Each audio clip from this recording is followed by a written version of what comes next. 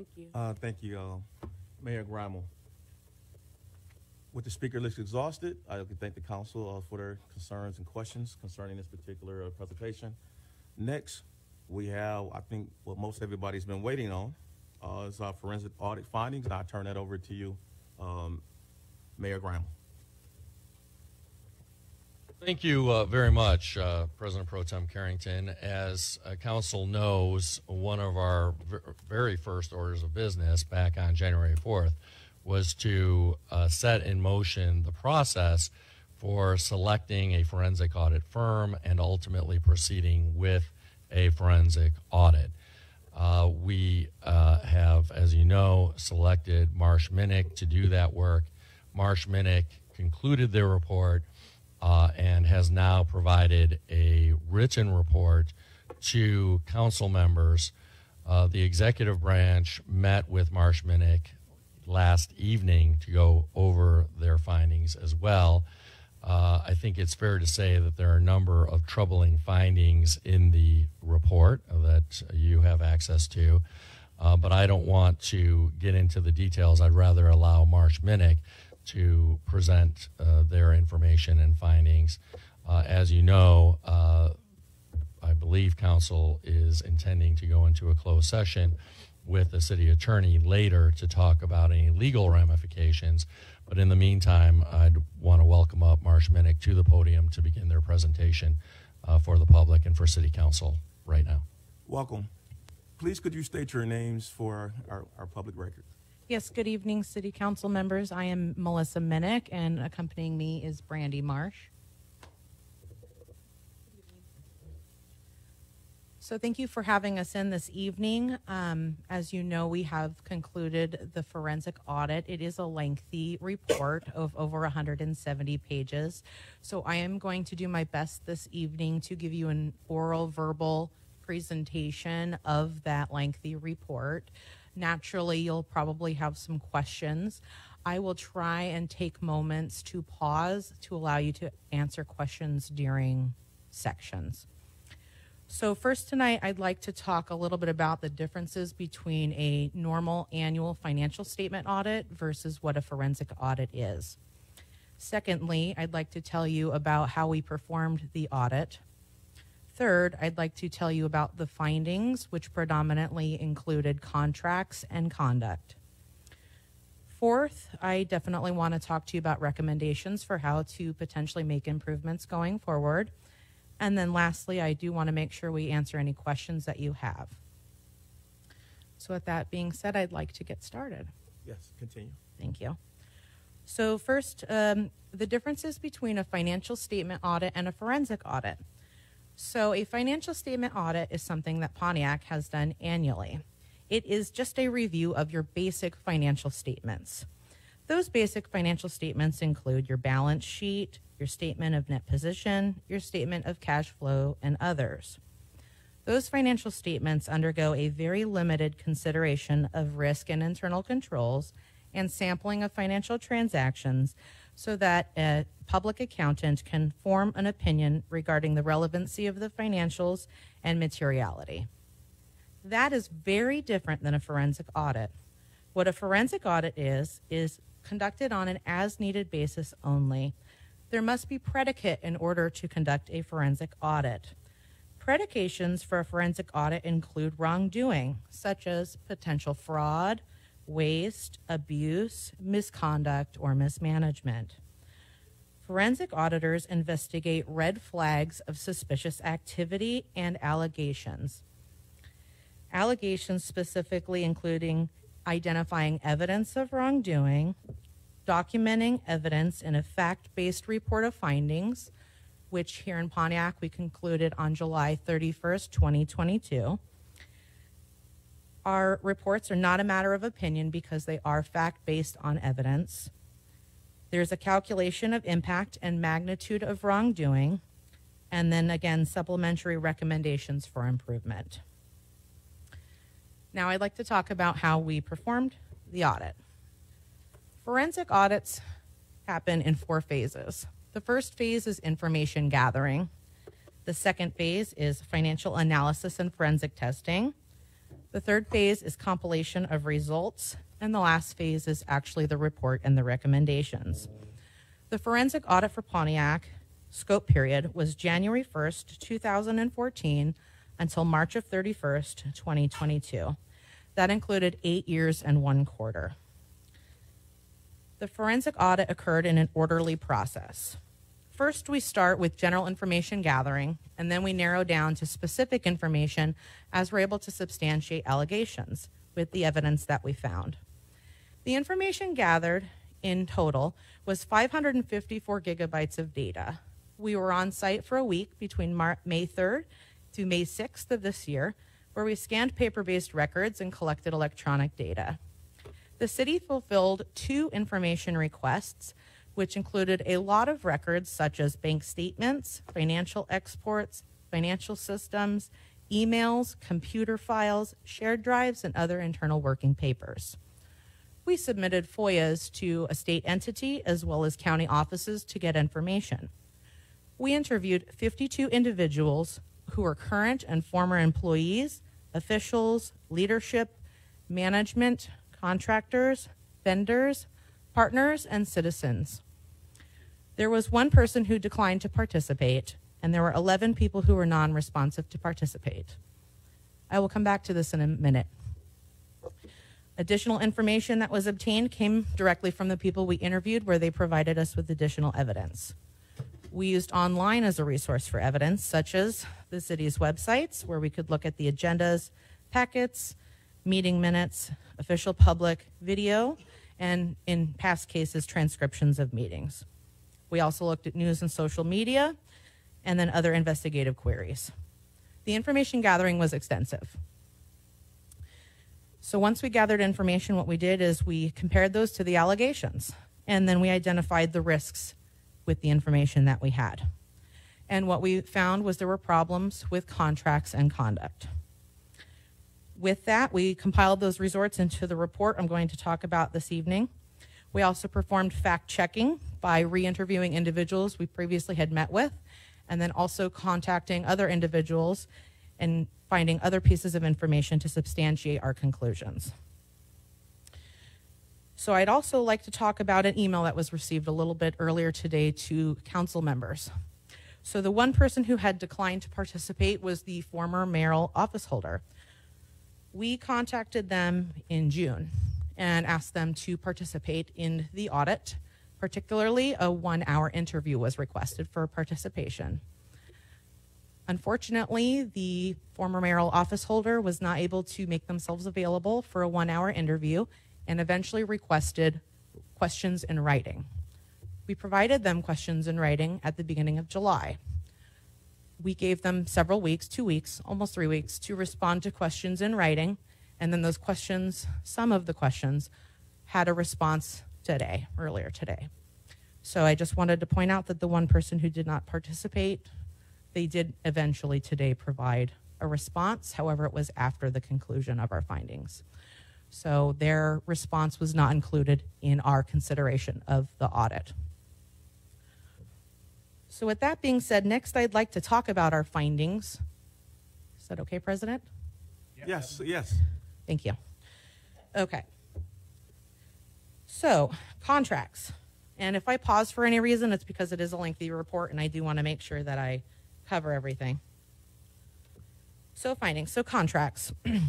There were problematic contracts that were in conflict with the duties of the former mayor, finance directors, and city attorney. Those were the 3 most critical roles that had duties for purchasing and contracting processes as detailed by the city's charter and municipal codes. What we have done in our report is provide examples where we found problematic contracts.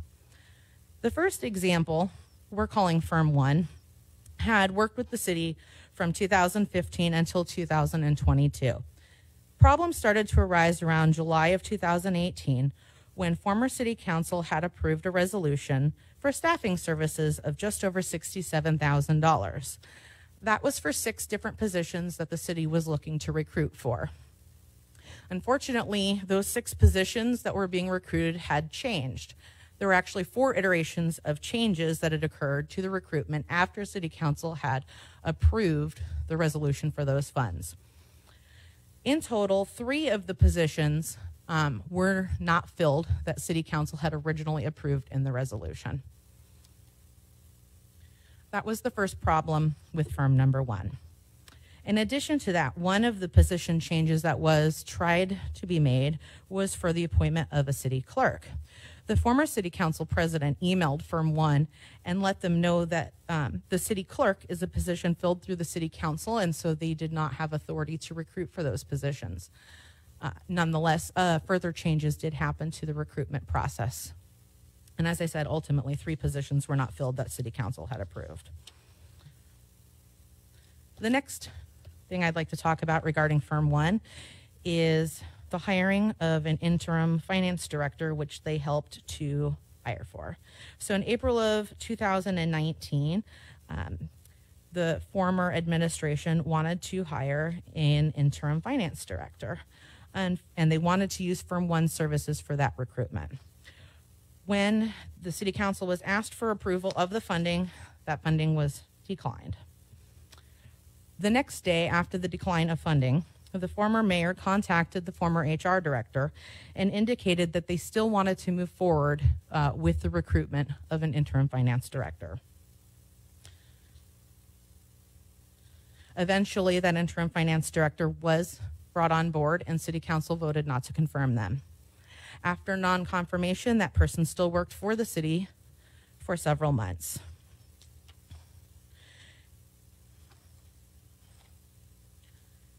The next problem I'd like to discuss regarding firm 1 recruitment services was for a deputy mayor position. The deputy mayor position was in November of 2020. At that time, the City Council was engaged, the former City Council was engaged for a contract for $26,000 to recruit a deputy mayor. That resolution failed. Following that resolution, a consulting agreement was made with firm 1. That consulting agreement was for $10,000 even, which is the discretionary spending limit for the mayor without City Council approval. So the consulting services were right up to that threshold.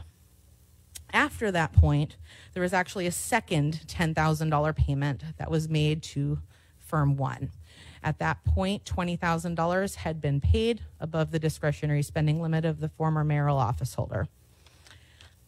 It seemed concerning that the purchase order for that second $10,000 payment was unilaterally approved by a finance director.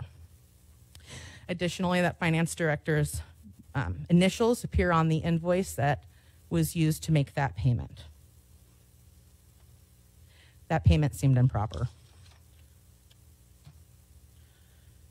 Ultimately, there were 2 candidates considered for deputy mayor that were recruited by firm 1.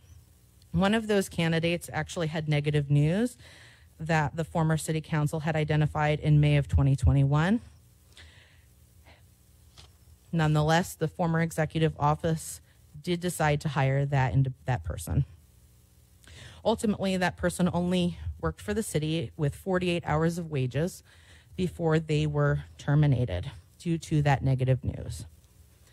That cost $4,623 in wages to the city. There was also a third. I want to give the floor to Councilman Goodman for a clarifying or underscoring question.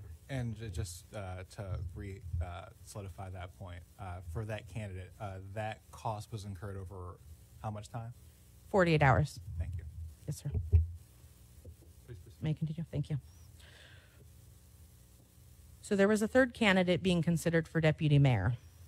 That candidate was brought to City Council for confirmation, and City Council chose not to confer that individual. That individual was put into an interim deputy mayor position and remained in that position until the end of the former mayor's tenure. In summary, those are the contract problems that we found for firm 1. I will pause to see if you have any questions related to those. Further questions on firm 1 contract issues? Please proceed. Thank you. Thank you.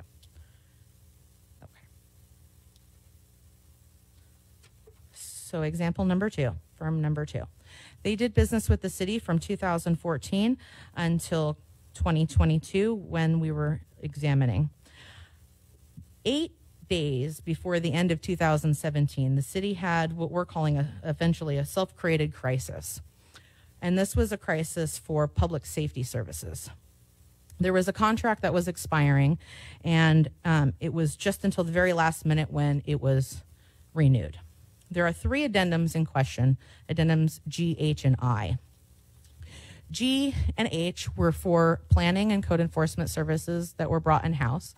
Those did not have any material changes between when the city council reviewed the contract to when the former mayoral executed the contract. However, addendum I is where we had problems. Addendum I was for building and safety services. The contract for addendum I was provided in the city council packet, and the city council voted to approve addendum I exactly as stated in the resolution that they had seen. What had happened is that there was a trifurcation of services that were being offered. The building and safety services were going to continue to be done by firm 2, but the planning and code enforcement was going to be brought in-house.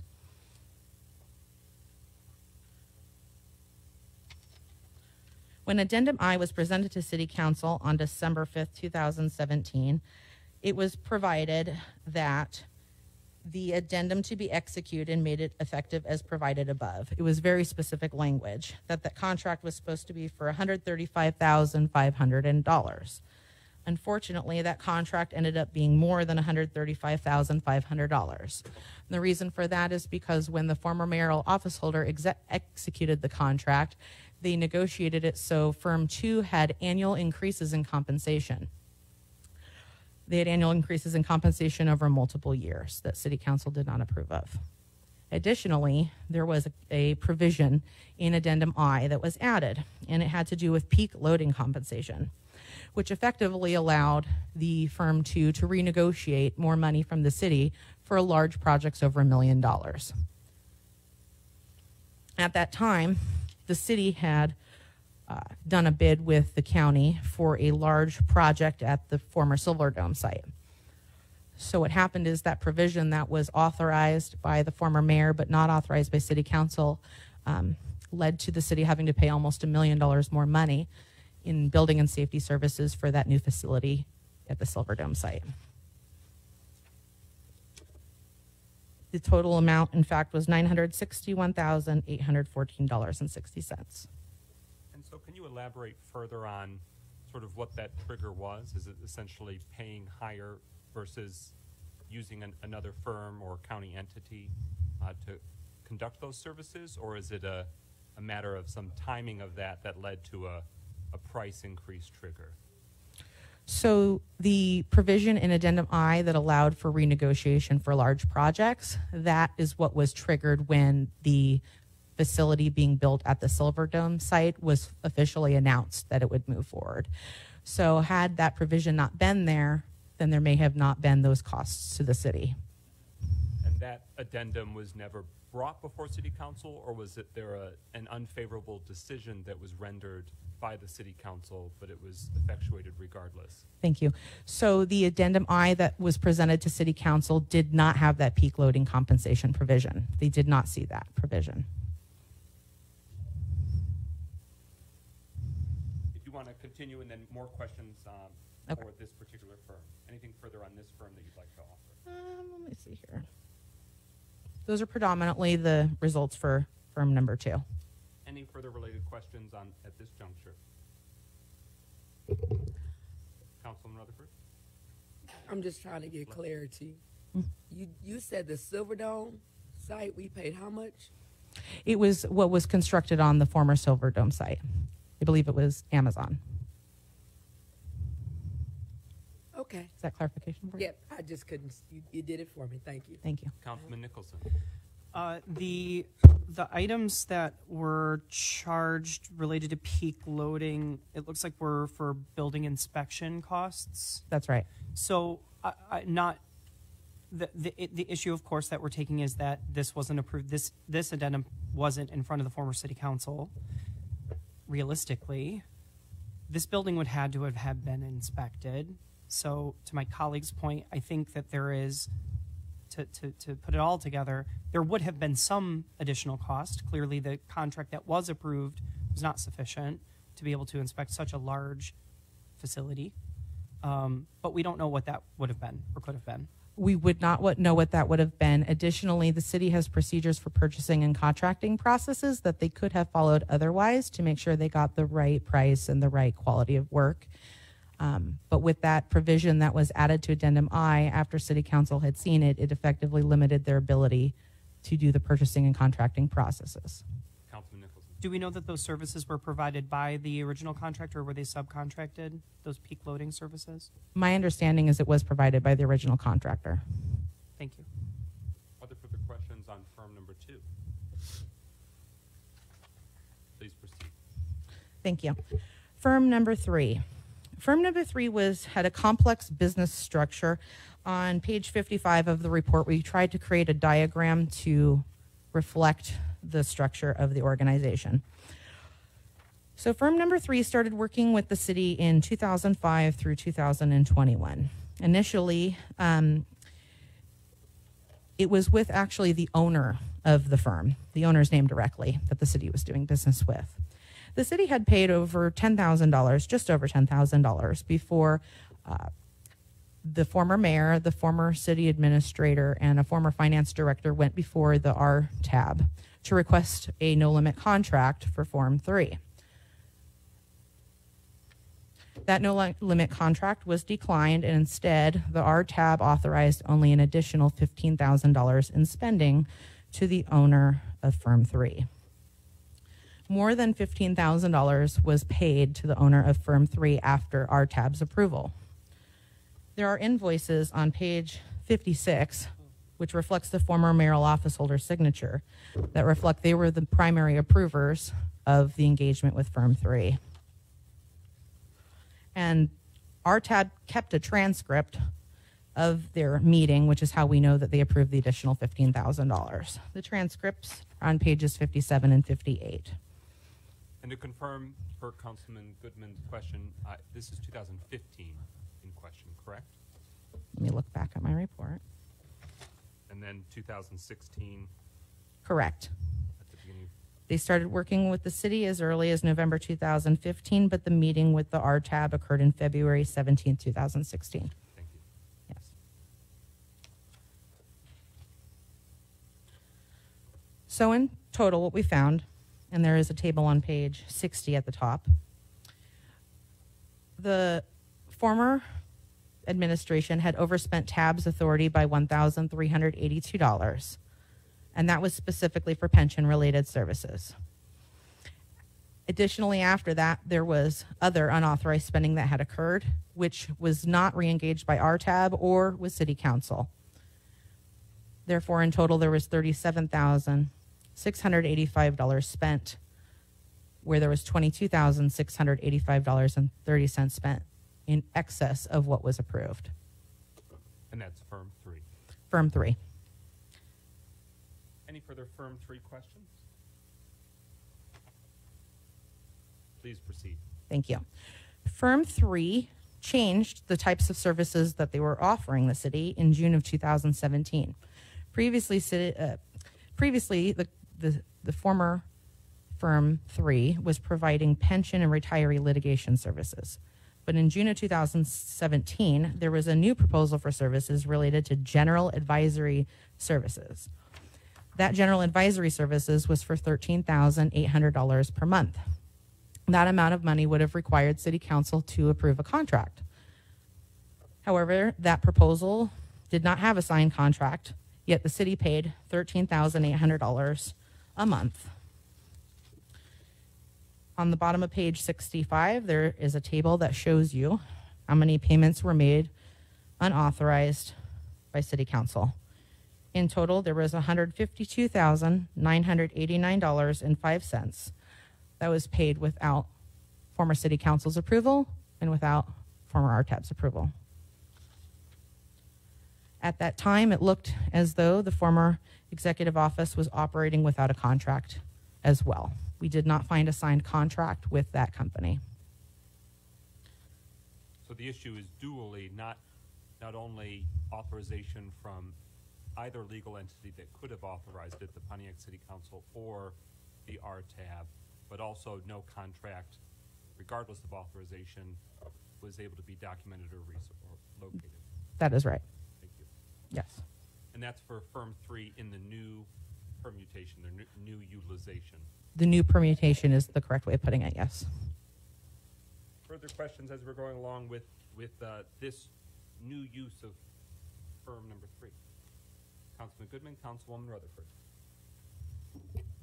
And so how I'm seeing some of this is that obviously the previous mayoral office holder was operating knowing that many of these things were in clear violation. Especially like one of the paragraphs I'm looking at here, being aware that they were operating without an executed contract. Yes, it was a problem. They were operating without an executed contract, yes. Okay. And I guess to ask the question of like knowing intention that they were doing so, knowing that they didn't have a contract, and the liabilities that come with that.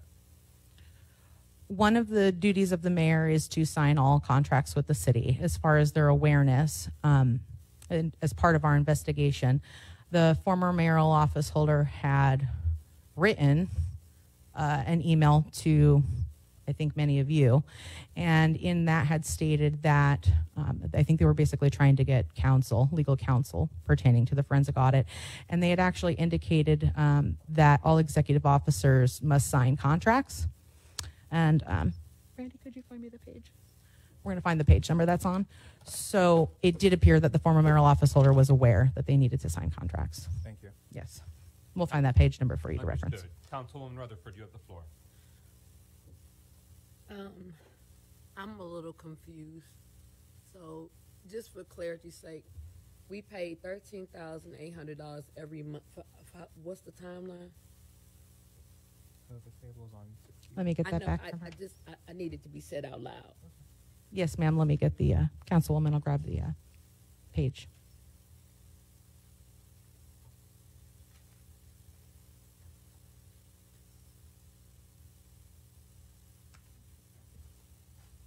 Pardon me one moment while I find that.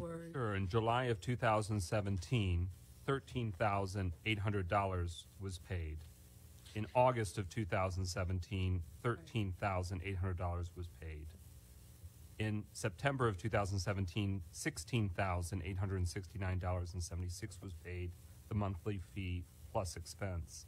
In November of 2017, $13,800 paid. December of 2017, $13,018.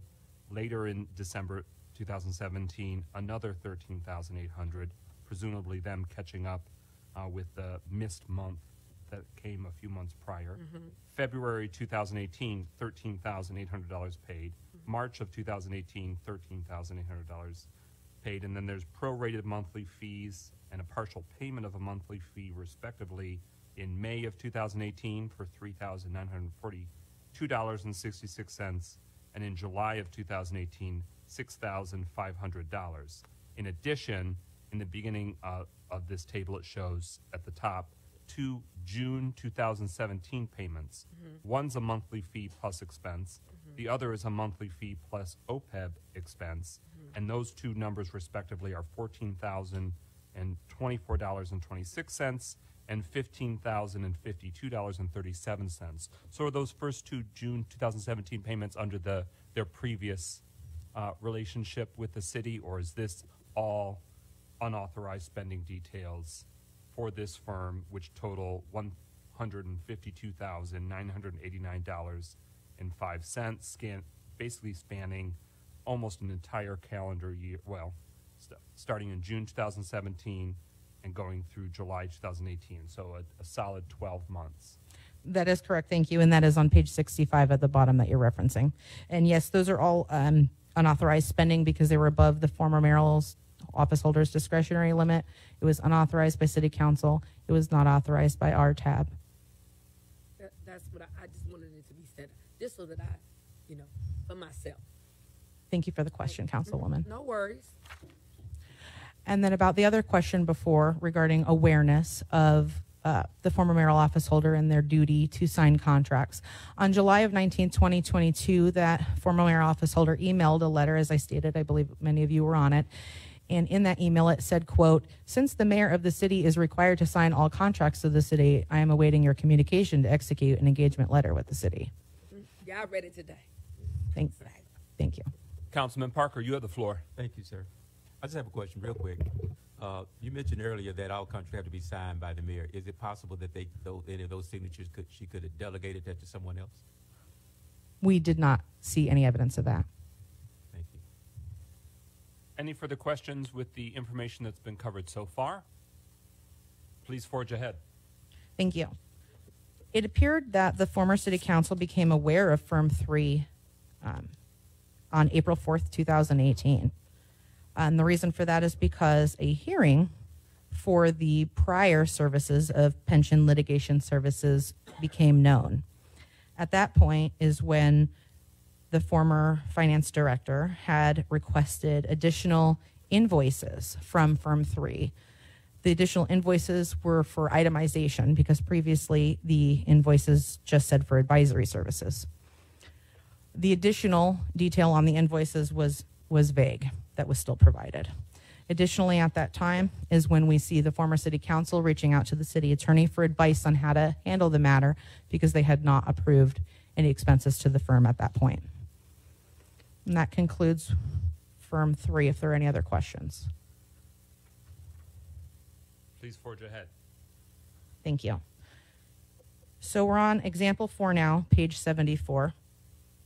And this is pertaining to a Firm 4A and 4B regarding the former Youth Recreation Center. So Firm 4A worked with the city from 2019 until 2022. It was actually a lease payment for the facility. A lease payment from Firm 4? From the city for the building. Okay. The Youth From Rec. the City of Pontiac to Firm 4A for the purposes of leasing the building. That is correct. Thank you. Thank you. In the city council approval they provided on June 8th, 2018, it said that the city would pay in total $300,000 a year for the lease. However, the contract that was signed by the former mayor office holder on page 76 actually has $312,000. So that is a $12,000 a year over expense than what the city council had approved for the lease on the building. Any questions on that section? And that was an annual term for that? They paid monthly, but the contract is on an annual term. And that was executed on the date, time frame? First day of July 2018. Thank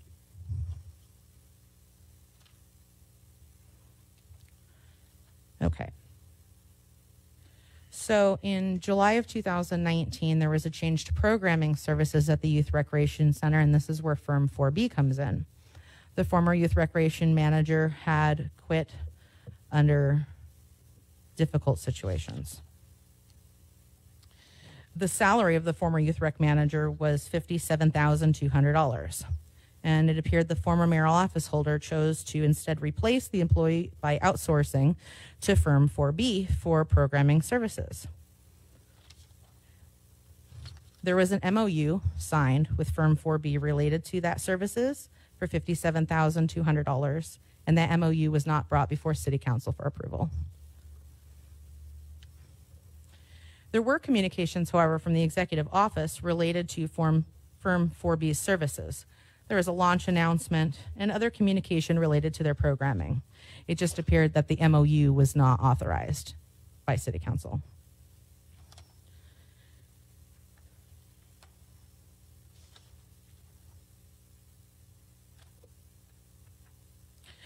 Firm 4B complained of difficult engagement with the city and ultimately left the city as well under a difficult situation.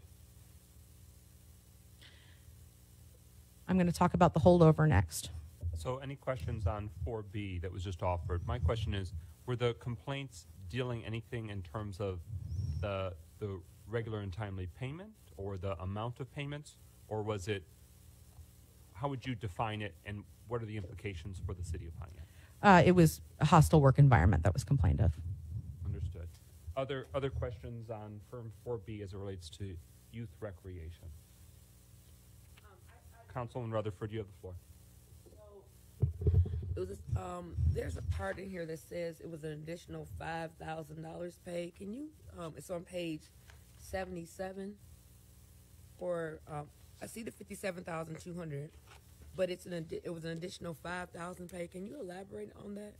Why that was paid? Speaking about the budget for the youth recreation Yeah. manager. So we were paying the same individual, the entity, which is 41, 42, 43, who changed their names 3 times, 3 different amounts. I'm going to let Ms. Marsh talk about that. It occurred over multiple fiscal years, which is why you see the extra 5,000. Okay. So they stayed within the budget of the position, but over the second fiscal year, they paid an additional amount of money.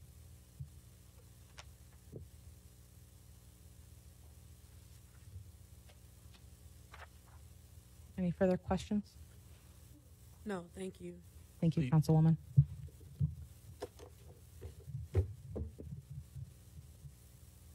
Thank you. Next, I'd like to talk about the Youth Recreational Center preparing for closure. The former city council had chose to not renew the lease and also not purchase the building of the Youth Recreational Center. At that time, the former mayor and executive office had directed a study to be done to locate other facilities. It was identified by the city workers that it was humanly impossible for those other locations to be used for the youth recreational services. It appeared the city was using pop-up services for the youth programming at that time, and that appeared to be a suitable replacement until the city had found a building that was appropriate to use for youth recreating going forward. After City Council had disallowed the approval of renewing the lease or purchasing the building, the former mayoral office holder continued to use the Youth Recreational Center for events. On page 89, at the top, you will see a copy of the section of the lease that we're talking about, which is called holdover. It says that a holdover was in the event of a contract default, the event of a default. So by the city remaining at that center past the end of the lease expiry date, they actually had defaulted on a contract. At the bottom of that page, you see a letter from the owner of the building indicating to the city that they have engaged the holdover provision of the lease and that the city could have been charged 150% of the monthly lease rate as a result of the default on the contract. The lease owner chose to not increase the rent for 2 months. That was in July and August of 2021. However, the owner of the building said this one-time waiver shall not be deemed as an extension of the lease or a waiver of any rights. So all of the months that the Pyrex Center was open after City Council had disallowed the purchase of the building or the lease renewal appeared improper. On the bottom of page 90, there is a letter from the former mayoral office holder that said, by the way, let them know that we still have youth operations functioning out of the center and a whole school of furniture and equipment still there. Council has no authority to direct administration on how to administer the program. As long as we keep paying them monthly rent as a legitimate operating expense from the millage, there is no indication that we will be evicted or otherwise prevented from continuing our month-to-month status for now. This indicated that there was willful noncompliance with City Council's directive to not stay in that building past the lease expiry. Any questions related to this section? Councilman Goodman, you have the floor. I mean, just to further re-solidify, so it's very clear that the actions of the former mayoral office holder to stay in that building after being told expressly not to stay in it was a conscious decision. based on that letter that was received. That's what it appeared to us. Thank you. Other discussion? Councilman Rutherford, you have the floor. My discussion is about the $251,295.56. It's on page 92. Thank you, ma'am, for the page. I'm with you. When it said, I'm not gonna. That is correct. The $251,295.56 was the amount of costs the city paid following the expiry of the lease when they had defaulted on the contract. So from August to January, we paid $251,295.56. Yes, because that also included property maintenance costs and other costs related to keeping the facility open when it was disallowed. And just for the people at home, that was not authorized by the previous council, correct? That is correct, Councilwoman. Yes. And did the holdover contract clause involve a higher cost? Because you indicated that for 2 months they had, as a good faith gesture to allow time if they were going to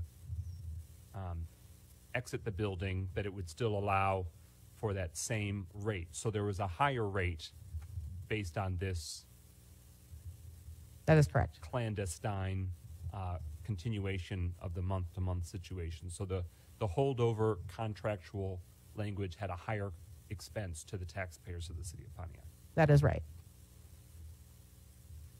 Councilman Goodman. And so I want to ask a question because some of the information in here seems to, I guess, highlight something. Mm-hmm. So with the way that we were a holdover tenant, at no point did firm for create a month-to-month contract. We were just occupying it and, of course, paying the fee associated with not leaving. Correct. There was no new lease engaged upon. It was just those provisions of the existing lease, those holdover provisions that were triggered because of the event of default. Which, to that point, later on in here on page 92, I see that the former deputy mayor had stated to the sheriff in the specific case about the city and the building owner coming to a month-to-month contract, essentially, or an agreement on a month-to-month basis, which would be, based on what you just said, false. That statement appears flawed. Yes. Thank you. Yes. On a related note, was that prompted because the Oakland County Sheriff's Department was investigating something directly related to this, or did it come up in a sort of tangential related matter they were pursuing? My understanding is the sheriff was called to the youth recreational center because there were services happening at the building on that day when there were services not supposed to be happening at the building. Thank you. Are there questions on the information that's been deliberated upon at this point? Please forge ahead. Thank you. Next section is conduct, starting on page 94. There was reoccurring evidence of conduct indicative of improper managerial practices and conduct lacking of prudence, reasonable judgment, and decision-making. Instances that were problematic included public records being removed from the executive office on January 31st, 2021. City's You mean December 31st? December 31st, 2021, New Year's Eve. City's public email system was used for election campaign finance materials and fundraising for private foundations. There were expenses for unnecessary events that were out of pattern for the city to hold. There was commingling of public and personal affairs that led to perceived impropriety of conduct. And there was public officials using their influence to procure a benefit for their personal foundation where they were a director. Is there a question? Did you just say that? Councilwoman Rutherford, you have the floor. Can you say that last part one more time?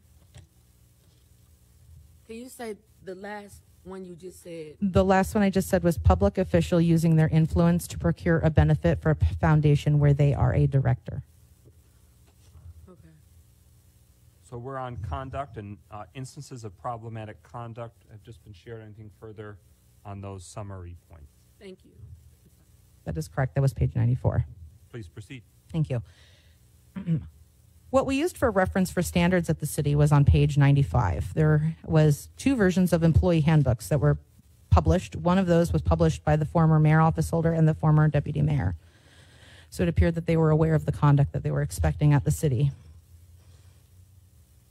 Conduct is important because it directly affects the internal controls of the city's ability to safeguard funds.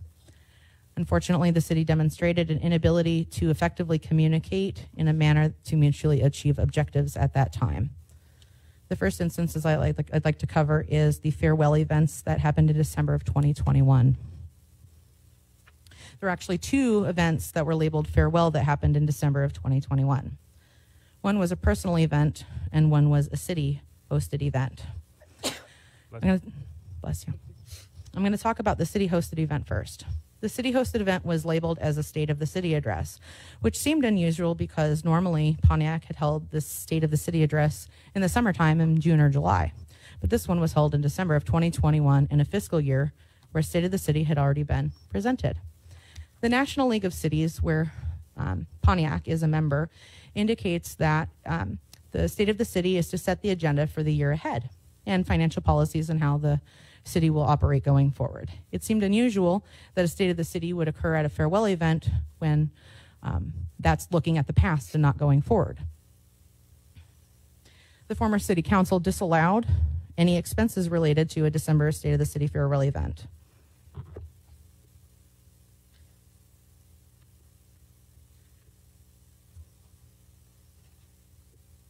What we found on page 101 is that the expenses to the city they paid for the December State of the City event was $50,441.88.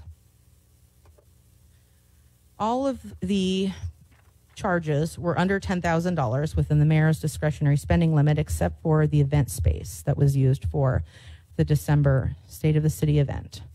That event space was for over $10,000, and City Council did not approve of that expense. The facility rental was $23,005.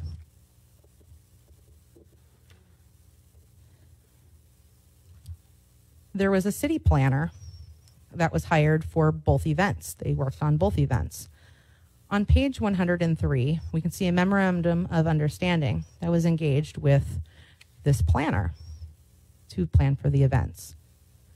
On the memorandum of understanding we found, it was actually handwritten in financial analyst, flat fee of $2,500 per payroll, which seemed unusual because the event planner wasn't an employee nor was providing financial analyst services. That Councilman event. Goodman, I'm sorry, just a clarifying question. And we're looking at this page 103. Councilman Goodman. I would just like to ask if you can repeat that again so I can try to really latch on to that last statement. Yes. So there was an event planner hired for both the personal event in December and the State of the City event in December. That event planner was hired through a memorandum of understanding on page 103. That person's title on that, handwritten, is financial analyst, stating they'd receive a flat fee of $2,500 per payroll. That person was never on payroll, nor a financial analyst. And so, and again, tell me if you can't answer this question. Would you say that it is fair that handwritten change was meant to, in ways to circumvent any suspicion from just outright hiring an event person? That's what it appeared to us. Thank you. And that is under the former mayor's signature dated November 15th, 2021.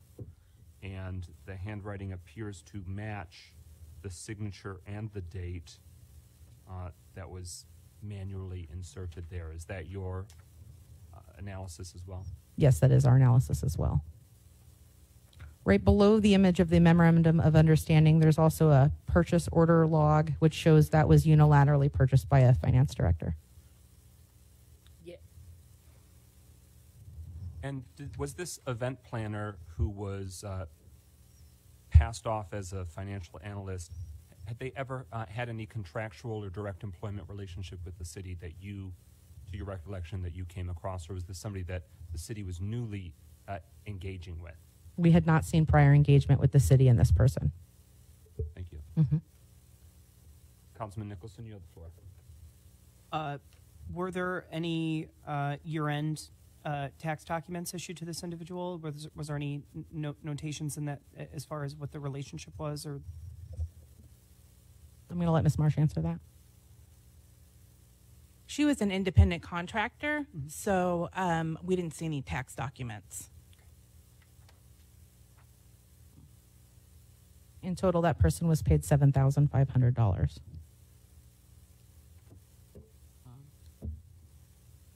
Councilman Goodman and Councilman James. I just want to ask, do you have unless I'm like missing in here, what timeline that cost was incurred over? Yes. For the planner specifically? Yes, please. I'm showing Mid-November. Okay. I would say it was about the 27th of November, right after Thanksgiving, to the end of December. Thank you. And I see a line here. The former mayoral office holder approved 3 invoices totaling $7,500 on December 29th, 2021. So that is related to this same?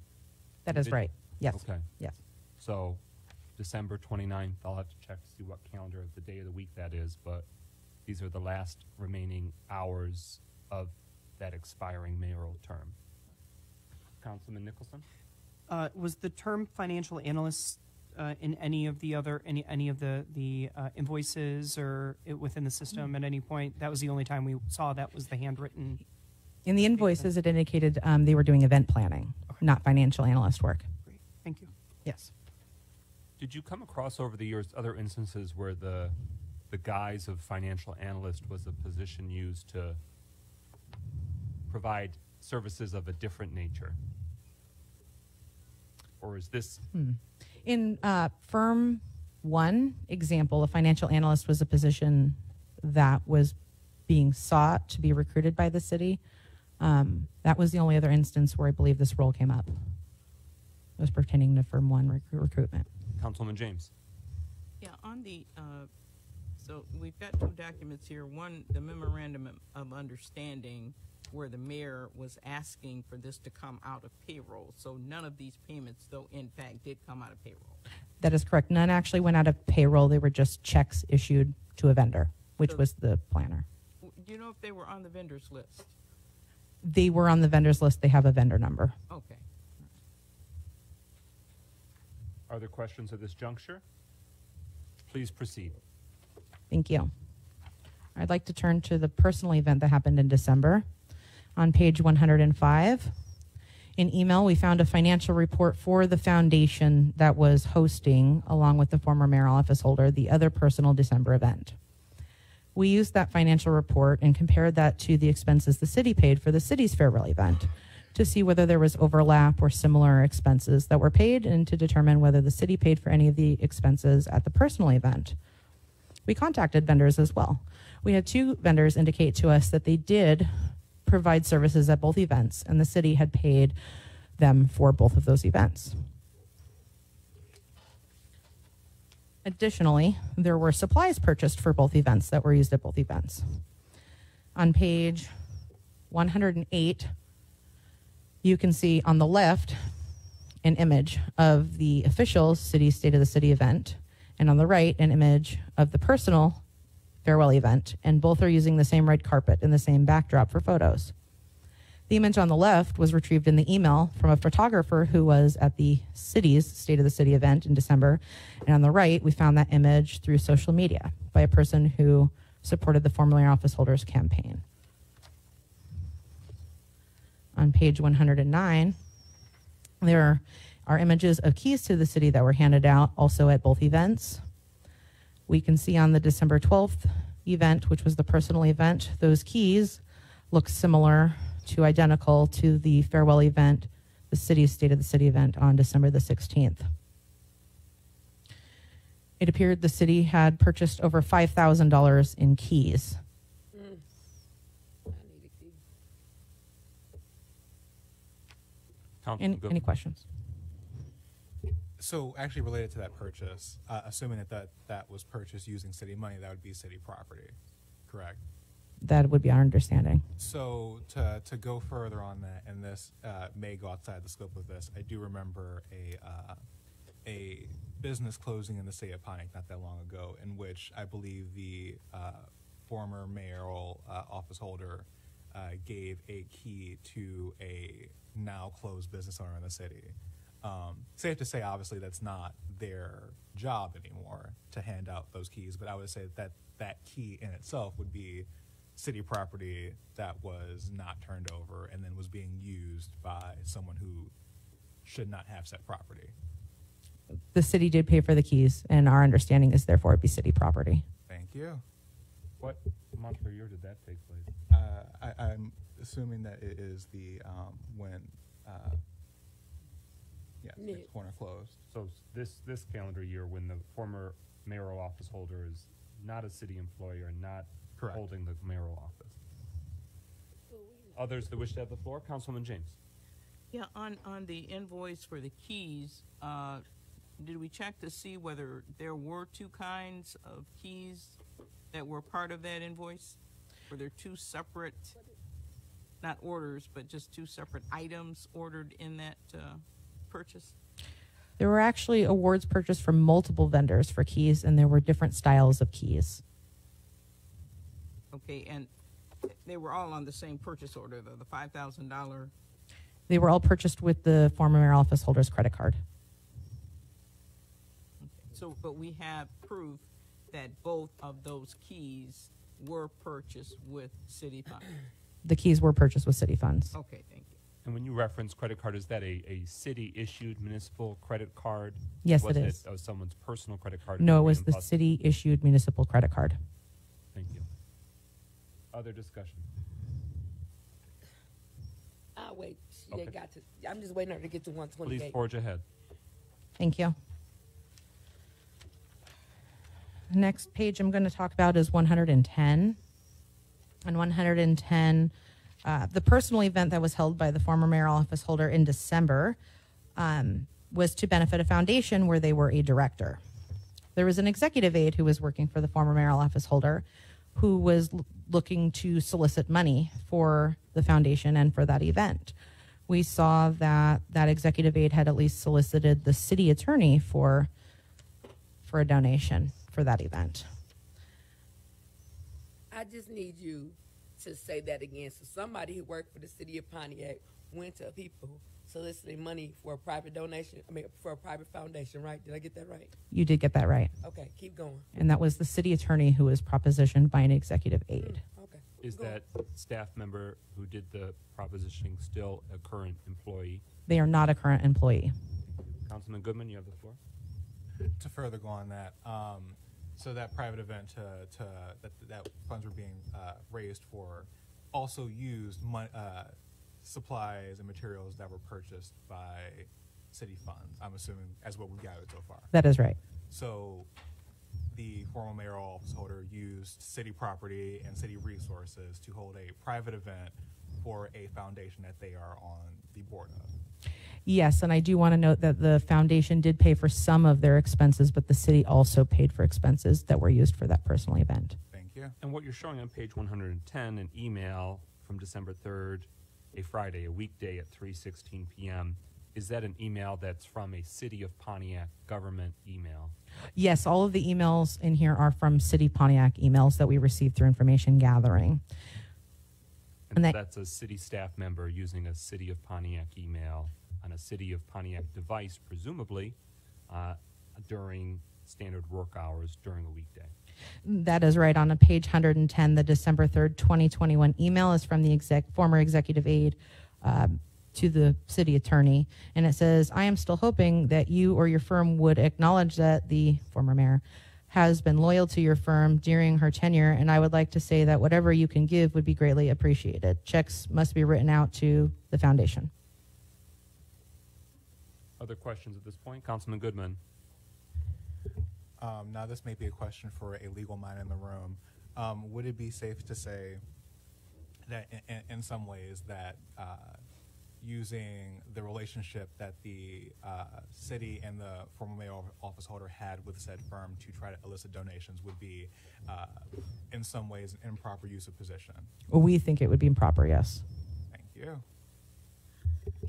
Councilman Parker, you have the floor. In your research, did you figure out how much money was actually sent to this foundation? I know of at least $750 we were able to confirm that another vendor had paid the foundation. But I did not identify how much the city attorney, if at all, paid after being solicited for the foundation. Councilman Rutherford, you have the floor. If there's a gross misuse of conduct of public funds, at some point, are we going to be able to talk about the repercussions of all of this unauthorized spending, unauthorized, everything under the sun at some point, right? Yes, my understanding is later in closed session, you might want to discuss about legal matters. Okay, I just want to make sure we got it. Okay, go ahead. Keep That's going. my Hearing understanding. no further question, please proceed. Thank you. I'm on page 112. This is related to a grant program called the Pontiac Initiative Grant. In the year of 2022, there were grant applications received by the Pontiac, and it's actually May 8th, 2020, the Pontiac Initiative applications were received for grants. They were actually due at midnight. It was a formal grant application process. There were several organizations that had applied for the grant. The grant applications had gone through a committee called Pillars to rank them and to vote them to determine who was awarded the grant. Ultimately, grant offers were made in June of 2020 to the organizations that were approved. What we found was that one organization, at least, who was awarded a grant did not receive the money. On page 114, you will see a text message that we had with the grant awardee for the organization that did not rightfully receive their award. And they confirmed that I concurred that the 2020 initiative grant money was never received. And I confirmed the $2,500 grant for their organization, and they said yes.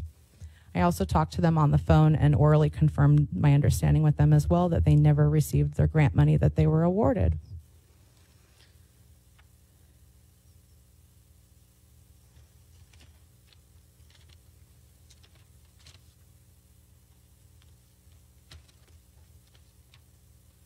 On page 122 at the top, this document is called 2020 Community Impact Sponsorship Awards. And what it reflects is an application number on the left-hand column for every legitimate applicant who went through the normal process. The very last row has the nonprofit foundation where the former mayoral office holder is a director. And we can see there is no application number in their column because they did not apply. It was actually identified that the foundation's president directly solicited the former mayoral office holder for the grant and entirely circumvented the application process. Councilman Goodman? So again, to put things in plain English, this was the person seeking the grant completely circumvented the process in which was laid out for every other candidate searching for this grant, used a, let's say, personal connection with the office holder to then receive said grant outside of the correct channels. That is a correct summary. Thank you. On August 28th of 2020, and this is on page 116, we can see the solicitation email came in on a Friday from the foundation president to the mayoral office holder saying they were submitting a grant submittal. They also provided an IRS form to receive payment. That was on a Friday. The next business day was Monday, August 31st, 2020, and that is when the $2,500 check was issued to the foundation. So it was issued quite quickly after receipt of the solicitation for the grant. Other questions at this point? Councilman Parker, you have the floor. So if I'm looking at this right, they got paid actually $5,000? Okay, thank you for that question. So the Pontiac Initiative grant actually came from two different sources. One was from a local university, and the other funding was supposed to come from the city. The $2,500 portion that was supposed to come from the city was never paid, as I said, to the rightful grant awardee and instead was paid to the foundation. And that again was $2,500. The other half of that $2,500 was paid from the university to the city of Pontiac's treasurer, who did receive those monies. And it appeared that those $2,500 from the university were never dispersed to the awardee or to the foundation. And it appears the city is still in possession of those $2,500.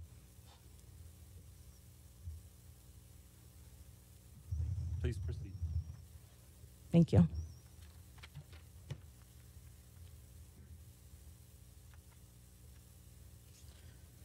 Next, I'm going to talk about page 128. And this is I'm sorry, before you go to that. Yes. So you also provide documentation about the replacement check for that. So was that $2,500 for that foundation never cashed, that August 31st quick turnaround check not cashed, and then it was sought to be reissued in June of 2021? The one that was reissued was actually from the university to the city. Initially, a employee at the city had obtained the check, and that check never got negotiated, and so the university had to renegotiate the check for the city, which ultimately was deposited by the city treasurer and then not dispersed. Understood. Councilman Rutherford? So Deidre Waterman, who was the founder of that organization, took a check that was for the Arts Commission and then put it into our own foundation. There was a $2,500 amount awarded to the Pontiac Arts Commission that was wrongly converted and paid to the Spirit of Pontiac Foundation, which the former mayor office holder is or was at one point a director. Thank you. Please proceed. Thank you. I'm on page 128 now, and we're going to be talking about careless spending and incurring of unnecessary expenses for travel. Yes. So we're going to be talking about travel that appeared to be personal in nature. The first example of personal travel appeared to occur in October of 2021. There was a travel to the city of New York. The total amount the city paid through the credit card, the city municipal issued credit card, this card was issued to the former mayoral office holder, was $1,879.52, and that included airfare and hotel and also a purchase of dining to the room. It appeared personal in nature because there was no conference or event located in evidence at the city or in evidence online with the organizations the city and the former mayor belonged to substantiate that it was a business travel. Additionally, one of the city's accounting representatives had tried to get the former mayor office holder and former executive office employees to provide receipts pertaining to this New York City trip. The city's accounting employees were diligent in trying to obtain receipts pertaining to this trip, including trying to get receipts for this trip even after the former mayor office holder left office. In February 2022, 5 months after the purchases were made, and again after the former mayor office holder had concluded their tenure, there still were not receipts received by the city personnel. Ultimately, the city personnel posted the AP check register for that week, or was unable to post the AP check register for that week because those charges were not authorized and there was no supporting evidence to post them to the city's financial system.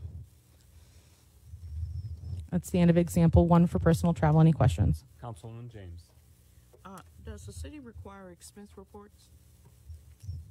There are expense reports when there is reimbursement requested. So, In this case, there was no reimbursement because it was charged to the city municipal credit card. so there would be no documented show of what that trip was for. An expense report generally states what the trip was for. There was no expense report for that trip.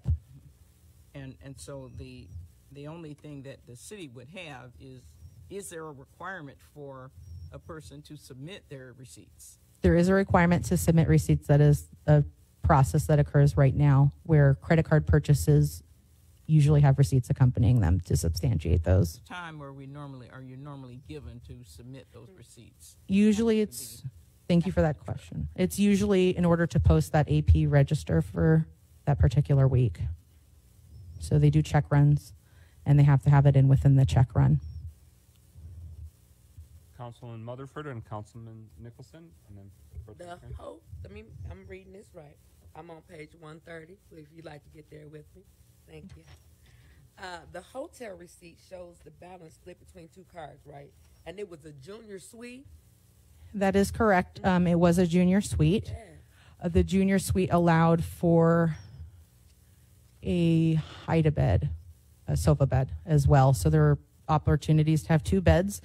And the receipt you're referring to for the hotel on page 130, the name on the hotel receipt is a family member of the former mayor office holder. It is not the former mayor office holder's name on the receipt. And yes, the payment was split between the city municipal credit card and somebody else's credit card.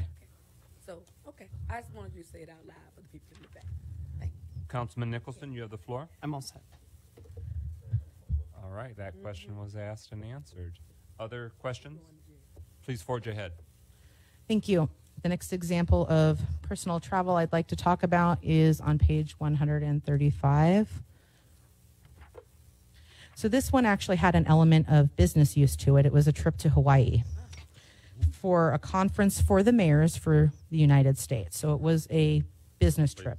I want to preface by saying that.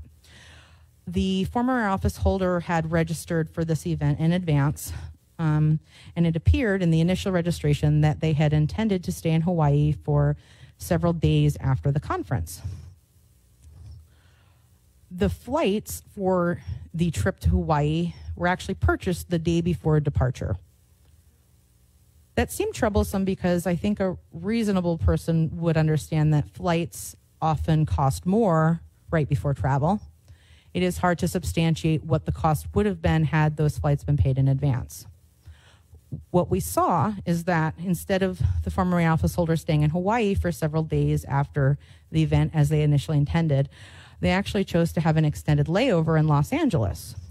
On page 137, you can see that they arrived in Los Angeles on the return home from Honolulu, and they arrived in Los Angeles on July 2nd. They did not return to Detroit, however, until July the 6th. So there were 4 nights that they stayed in Los Angeles. There were no hotel charges for the period that they were in Los Angeles, so it appeared they may have stayed with a family member who lived in Los Angeles.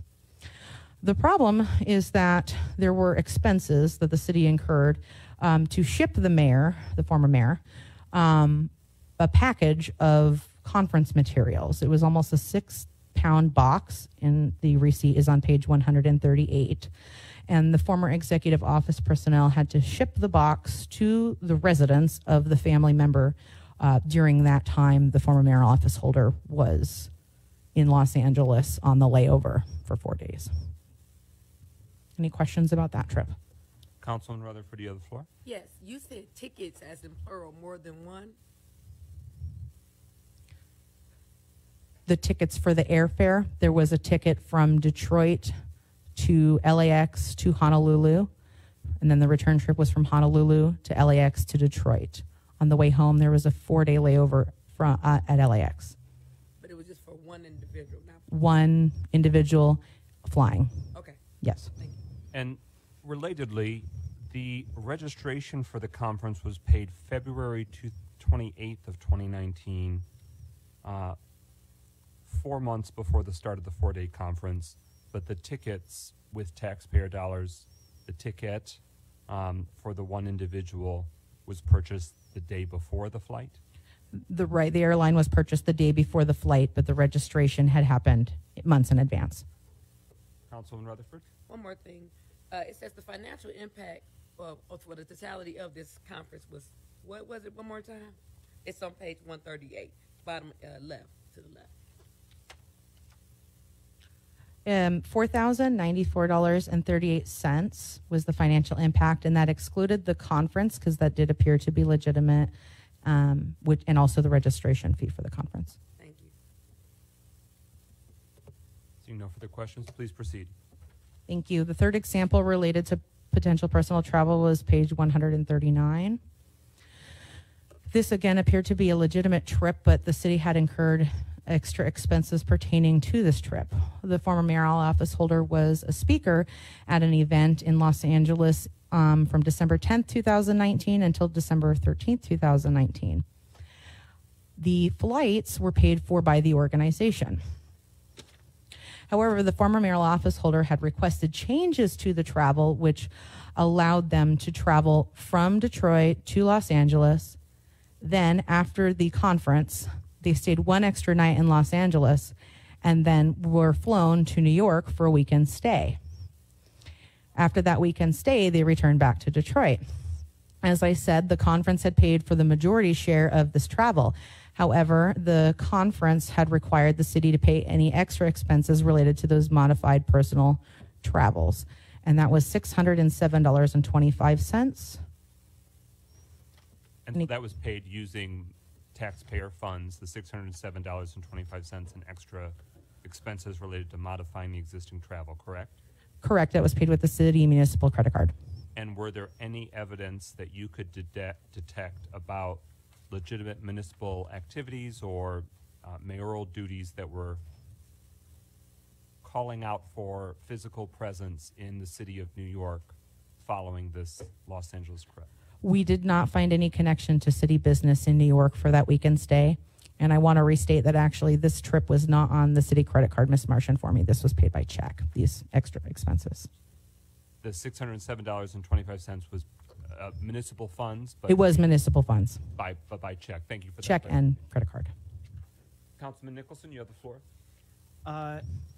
In some of the narrative, it states that Ms. Waterman told the executive staff that they would pay the difference. Did you find any indication that any reimbursement to the city was made? We did not see reimbursement. And the executive staff told the organization hosting the conference that, quote, whatever the price difference is between the ticket, we will pay, end quote. And of course, the we there is all 61,000 of us, is the royal we.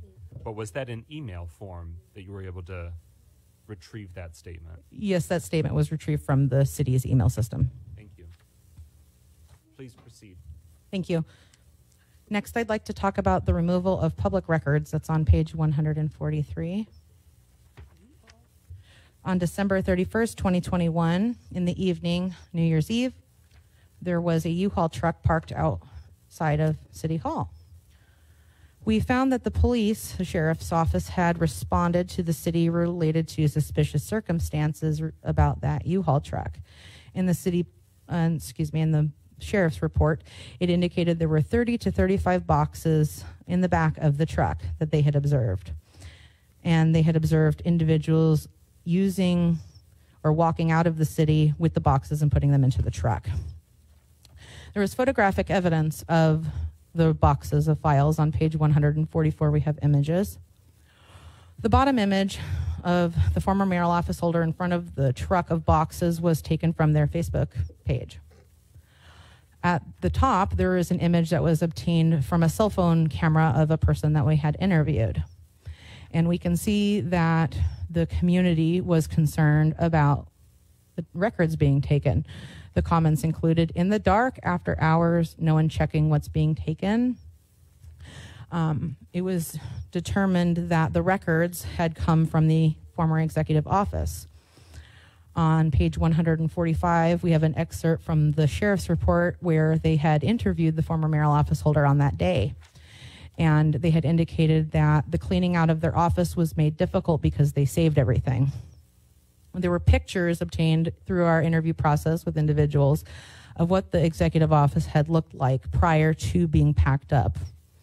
And those pictures are from pages 145 and 146. I'd like to note that the pictures show the office was disorganized. It appeared that the records, based on photographic evidence and other evidence that we saw in emails and correspondence, was that they appeared to be public records. It did not appear to be personal photos, personal doctor appointments, anything personal notes. It appeared to be related to printing that was done in the executive office.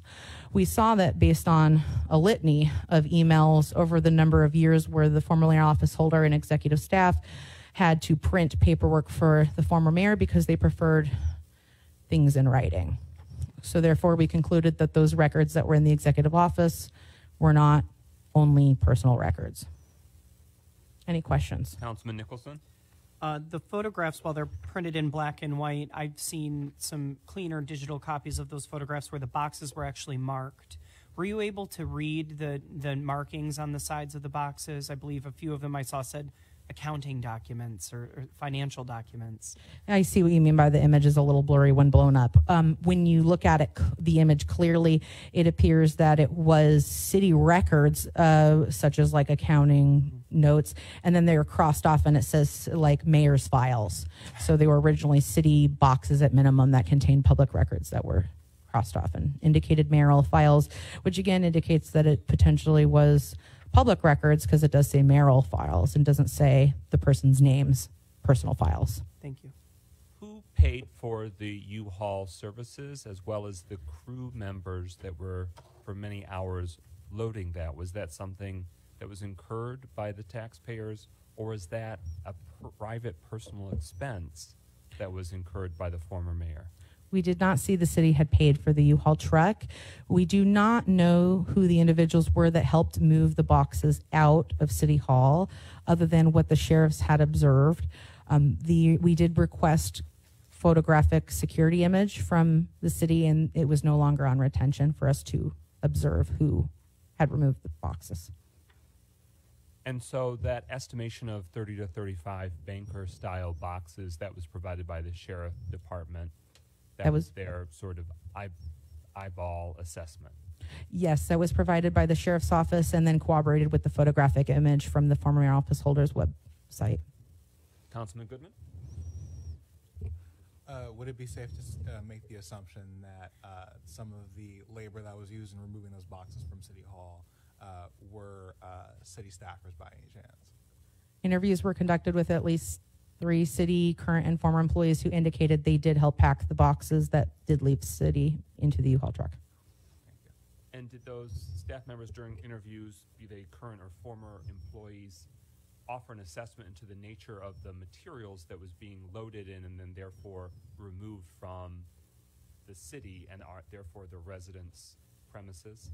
They indicated they were the records that the former mayor office holder was using to do city business prior to their tenure ending. Other questions? Councilman Goodman.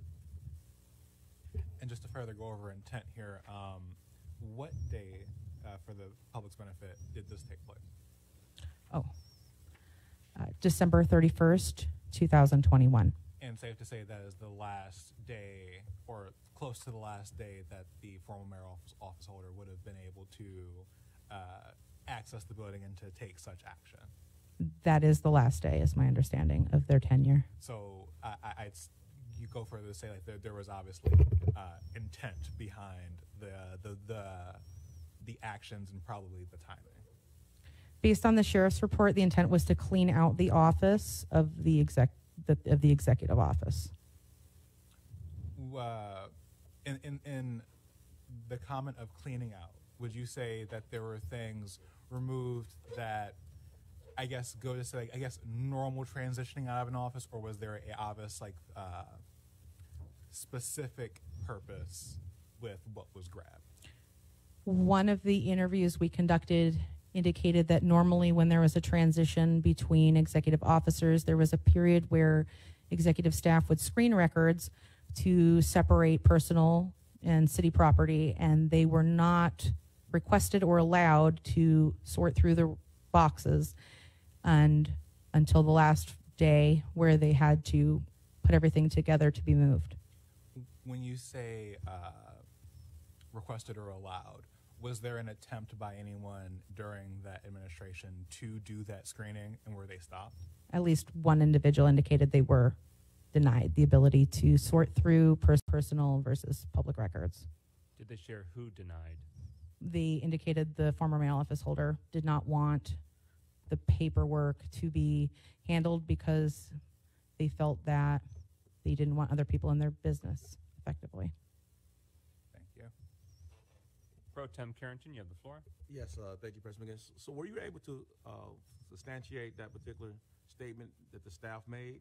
Because I guess my concern is that I understand staff is being interviewed, and usually when this situation happens, people start covering their own ass, excuse me. Mm-hmm. So could that staff actually substantiate that particular statement? It was substantiated by 2 other interviews, as well as an interview with the city attorney. The city attorney indicated the former mayor office holder did not ask them for guidance or assistance in making sure the records they were taking were personal and not public as well.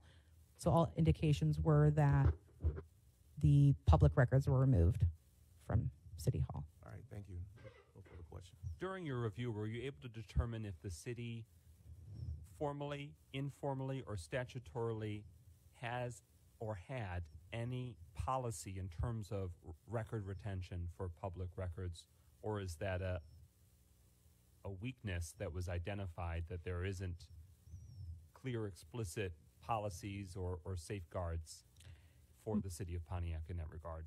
My understanding is the former city council did approve a resolution for retention of documents, and that was not followed. Councilman Rutherford, you have the floor. So the previous 10th council put in place to make sure the records were not removed. They were removed anyway. We have no idea what was actually put in those boxes, and we don't know, as my colleague said, who trying to save themselves from prosecution, possibly. So, like, at some point, we have to ask the question, the validity of several statements that are in here. So I'm just trying to make sure, like, did you vet? I'm not trying to question you on who you are, question on the vetting system, how it was done. Because I could say, if I was trying to, the streets do, you cover yourself. And so I'm just trying to make sure that if prosecution is pursued, that they're willing to say the same stuff they said in private, in public. Because there were corroborating statements by multiple individuals, 3 to 4, I would conclude that they would restate those in public if given the chance.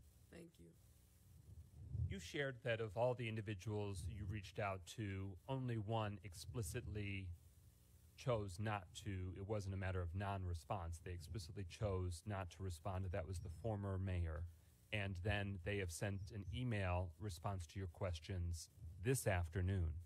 Now, I understand that there's a bit of a limited turn time there, but in any of the partial responses to some of the questions in writing that the former mayor provided, did they provide any context or explanation about what was going on with the December 31st wholesale cleanout of the executive offices that are documented here and are well known in the community? Forensic auditors did not review the response today by the former mayoral office holder because our conclusions happened on July 31st of this year, so they are not part of our results. Were any individuals that you interviewed, be they current or former staff members, did they have any knowledge at the time or after the fact in terms of whether that U-Haul truck went to a storage facility or to a shredding facility or to a landfill or to the former mayor's residence in the city of Pontiac or any other real estate that the former mayor owns? The whereabouts of the boxes and where the U-Haul truck took them is unknown. Thank you. Councilman Goodman? Was there an attempt during this process to retrieve said documents? We did not see an attempt to retrieve documents. Because the reason I asked that question is simply to also see if there was an attempt to recuperate those, and if there was a blatant response or attempt by the previous mayor to not comply with that. We did not see they were requested to bring them back, and we do not think that they brought them back, the boxes or files. Councilman Parker, you have the floor. You mentioned in the beginning of your report that, thank you, Brother President. You mentioned in the beginning of your report that there was 11 employees that was non-responsive. Are any of those still employed? No, all of the employed personnel participated that we engaged. Has Yes, sir, you still have the floor. has there been any effort put forth in reaching out to those who did not respond because they're no longer here? Multiple attempts, minimum 3 attempts per person. One person up to 6 attempts. Usually more than one email, and oftentimes by phone call and email. Thank you. Yes. Please proceed. Thank you. The next section is on page 149, and this is pertaining to electronic communications used for not permissible purposes. There were multiple instances where the city's official email system was used for campaign finance activity. It was identified that this was improper. On July 5th, 2017 is the first example where there was a flyer, an invitation that was, quote, to send to donors. And that email originated with Firm 3's staff members. Firm 3 staff members had helped to create the flyer, and then that email went to the president of the foundation where the former mayor office holder had an interest. After those series of emails, 4 days later, that email chain was forwarded to the city, and that's when entered the public's email system. In that email, it was between the former executive officer and their executive aide, and it indicated that the former office holder wanted the aide to, quote, print 25 letters on campaign letterhead. And this is while they were using the email system on a work day during work hours. The executive aide who ultimately received the email may or may not have printed them. There was no evidence of whether they actually did print them, but we do see it in the email system. So the former mayor sent that email using her personal or official city email address? It was the former office holder's personal email, and they Okay. forwarded it to the executive assistant's official email. Understood. Councilman Goodman? And I know you may be getting to this. That same executive aide who was asked to print the flyer was not only a staff member of the city, but was also from what I see, a staff member for the former mayor's re-election campaign. That's correct.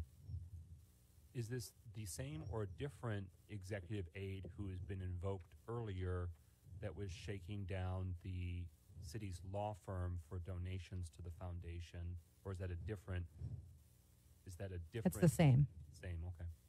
Same executive aide. Thank you. Councilman Rutherford? And again, I just want to offer that the phrase shakedown is subjective, not objective. Is this same individual who was out here strong arming people? They made a director of anything prior to the new administration? Meaning a department director? Department director. Where they made a department director of the DPW. Let's just. Yes. Okay. Other questions at this juncture? Please proceed. Thank you. On page 150, we can see that Firm 3, who had been part of those flyers that were requested to be printed, Firm 3 had donated to the former mayor holder's campaign in 2017. It appeared Firm 3's owner and a family member each donated $1,000, and then 2 employees at their firm, Firm 3's firm, had each donated $250. It appeared to be potentially a conflict of interest between city, business, and personal interests. On page 151, you can see what the flyer looked like. Any questions pertaining to that? None seen? Please proceed. The next example is on page 152. This is another example of an email. This one is directly from the former mayor office holder's official email. Official email. Okay. And it was forwarded to a vendor that the city has. That vendor also appeared to provide services for the re-election campaign. And there are 2 flyers, a half-page ad and a quarter-page ad that were sent from the city's email system to that vendor for services. Any questions about that? None seen. Please proceed. Thank you. The next example is on page 154. This was a flyer from the executive aide to the former mayor. And the executive aide sent this from their official city email address. And the flyer on page 154 shows that they were fundraising between $250 and $1,000 on this flyer that was in the city's official email system. Any questions on that example? Please proceed. Thank you. On page 155 is another example where a vendor for the city had made a campaign donation to the former mayoral office holder. After their campaign donation, they received an MOU contract from the city with the former mayoral office holder so that they could negotiate a tax abatement deal with a local business. That business that received tax abatement had emailed the former mayor office holder to their official email asking where they can make a campaign donation. And that was on page 157. It says, "Hello, Mayor. I need a few more small details regarding the campaign donation. Where would you like the check mailed to? How should the check be made out? Something like your name for mayor, 2020 campaign fund." It also appeared that the vendor who was doing the MOU, drafting the MOU, had provided services for the city beyond that one scope of work. In total, they were paid $172,849.99. Was that authorized by the then city council in a legitimate contract? So professional services contracts for law firms require city council approval over, I think it's $500,000. So this was within their discretionary spending limit. So the former mayor had the legal discretion to enlist the professional services of a law firm to, with taxpayer dollars, to benefit ostensibly the interests of the residents of the city of Pontiac. And that was $172,000. And then is the $19,000 in annual tax abatement on top of? That is on top of, yes. Okay. That tax abatement that you're referring to on page 157, it's the middle image. Okay. There is a column that says expiry, and the very last row is the business who received that tax abatement. You can see many of the tax abatements in the expiry column have question marks as for when they expire as well. So the city's record keeping for this instance was lacking. Did you find other instances that, so it wasn't that this is the only instance in tax abatements that information had not yet been entered into the system or was not known or there wasn't documentation? It's okay if you don't have that committed to memory, but it appeared that the tax abatement process was dysfunctional because there should be an expiry date, not a question about that. so this is not the only instance of that. This is not the outlier. It's indicative of a larger dysfunction regarding the administration and monitoring of city's tax abatement processes. Yes, there was dysfunction with the city's tax abatement process beyond this one firm. Councilman Rutherford? Does the attorney who negotiated the tax abatement still have a working relationship with the city of Pontiac? I'd have to follow up on that question. I have another question. Does the attorney who received the tax abatement for $19,000 work on a case-by-case with the city of Pontiac? It did appear to be a case-by-case basis. I had identified at least 3 projects. The totality of what the attorney who worked for the city of Pontiac, who has a case-by-case and now relationship with the city, was the totality of how much again? And I want to confirm it's actually 4 projects I found, A, B, C, and D, and it was $172,849.99. Plus, so I'm asking what the total is plus the $19,000. Yes, it is plus. I couldn't hear you. Yes, it is plus.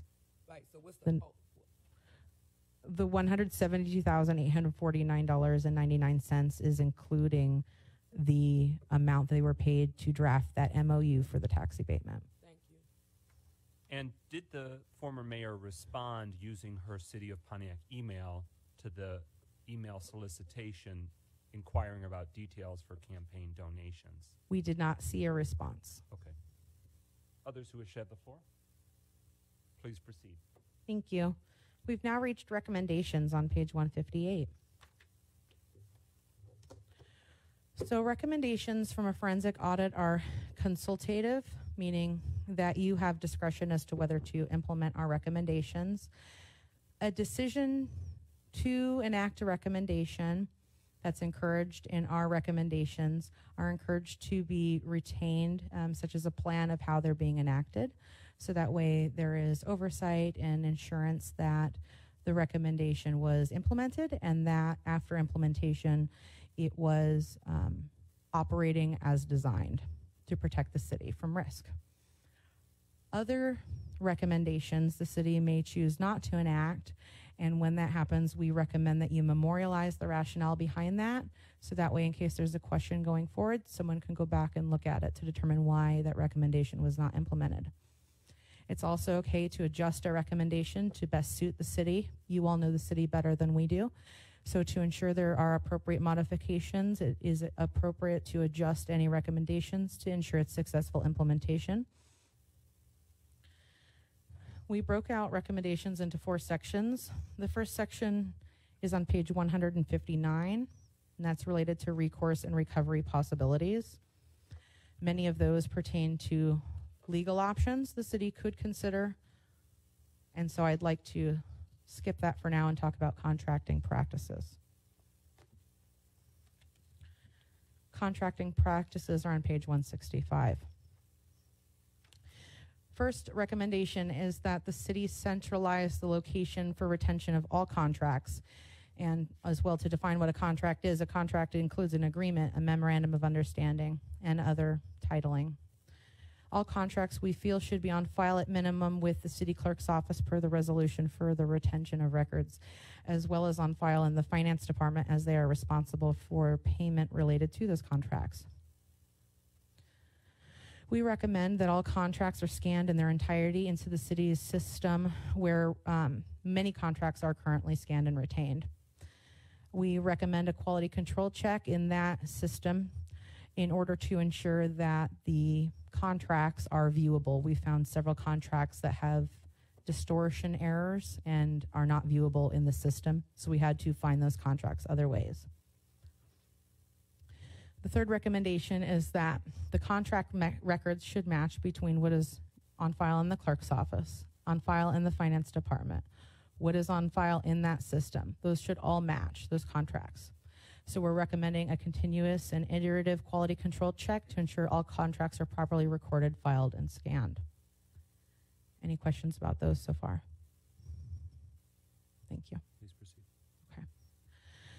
Number 4, on contract practices. In order for a contract to be considered valid for payment, we're recommending that it actually must be signed by the executive officer and authorized by city council, or else vendor invoices should be rejected before they're entered into the financial system. We feel there may be appropriate times when an emergency might be required to operate temporarily without a contract, and we feel the city should create an exception process for where that should be allowable. Recommendation number 5. We are recommending required minimum standard legal language and stipulations to be included in all city contracts with their vendors. Things like requirements about how they submit invoices to make sure they're properly itemized. Transferability of contracts in case that vendor goes out of business or changes management. The city may or may not want to continue to do business with them. Disclosure and criteria for qualifications of the contractors is recommended, such as the use of subcontractors, or if a contractor should be disqualified due to conflicts of interest and what might constitute that. We're recommending anti-corruption statements and clauses to be in vendor contracts going forward. We're suggesting that in vendor contracts there is a requirement that the vendor cooperate with any audit, investigation, or inquisition that the city chooses to undertake pertaining to that contract. We're recommending that the city expressly indicate any actions by a contractor that would be prohibited or unacceptable that may lead the city to then take financial recourse. Some examples are clawbacks for tax abatement. If a business does not fulfill the obligations providing that tax abatement, the city should have potential recourse to claw that back. Another example is all city invoices, the vendor for the amount due back to the city. So if the city is improperly invoiced, there should be an obligation for the vendor to repay the city when deemed appropriate by the city. And then we feel that the companies and individuals who are contracted with the city should be in good standing and not delinquent on their city property or income taxes as well.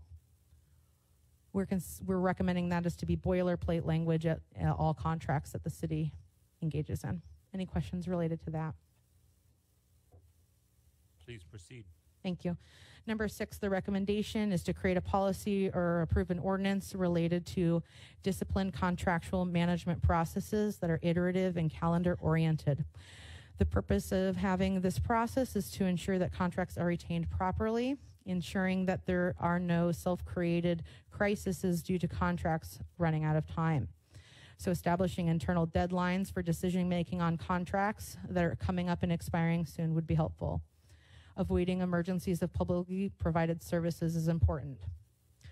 We're recommending to prevent default on contracts as well by allowing appropriate time for the city to handle contracts that are expiring soon. We're also recommending the city allocate appropriate time reasonable for bidding, purchasing, and contract negotiations to occur. We recommend that there's mandatory reporting of price and cost overruns that the contractor is obligated to tell the city about when they are aware of those. And we're recommending the city establish contingency plans in case the contractor chooses to no longer do business with the city, refuses, quits to do business with the city, or if a contract ends before new services are acquired. Any questions about that? Councilman Nicholson has the floor. So far, it strikes me as odd that in all of the clean internal audits that we've had, that some of these very straightforward, very common sense internal control methodologies, would your firm, having seen the internal controls of this finance department, had passed a regular annual audit? They did pass an annual audit of their financial statements, which is at the start of my presentation, I indicated the differences between a financial statement audit and a forensic audit. In the auditor's reports, I do recall them making comment about internal control deficiencies year after year that were unresolved. So the comment that the city has had clean audits in the past isn't necessarily true, because there was comment to our internal controls that you'd seen. They indicated there were opportunities to improve internal controls. Thank you. And they did or did not register them as findings in those audits. It's okay if you don't have that committed to memory, but I recall the annual audits that are provided to the school district of the city of Pontiac, of which I was previously on that Board of Education. They're providing findings, if any, but also some recommendations about areas to strengthen. So are you saying that it was identified as an area to strengthen internal control, but may or may not have risen to a finding as a glaring problematic issue that is found to be a finding? The annual financial statement auditor, if they had a finding, they would have indicated that. What I recall out of memory is they made recommendations for internal controls to be enhanced, and year after year, that recommendation appeared on the audit reports. So therefore, it appeared to not be corrected. Thank you for that further context. Others that wish to have the floor? Please, Councilwoman Rutherford, you have the floor. So I guess I have to ask a plain Jane question. So when they offered waves of recourse, they were never followed every year. So every year, let me just make sure I got every year, after the clean bill of health we were told in the community, they had stipulations for us to get things right. They were never done, they were never corrected, and this is the results of this. And you're talking about the annual financial statement audit? I'm talking about the annual financial statement audit, and also all of the information that was provided to the previous council saying that we were some rating that we used to get every year. I'm not familiar with. She would say we had a rating of financial award. Yes. Yeah. That's so they weren't. What was it? Bond ratings. No, there was a financial award from some governmental financial GLF? organization. Deputy Mayor Stevens, just to help clarify that, which is It's- being invoked. It's the GFOA. Yeah.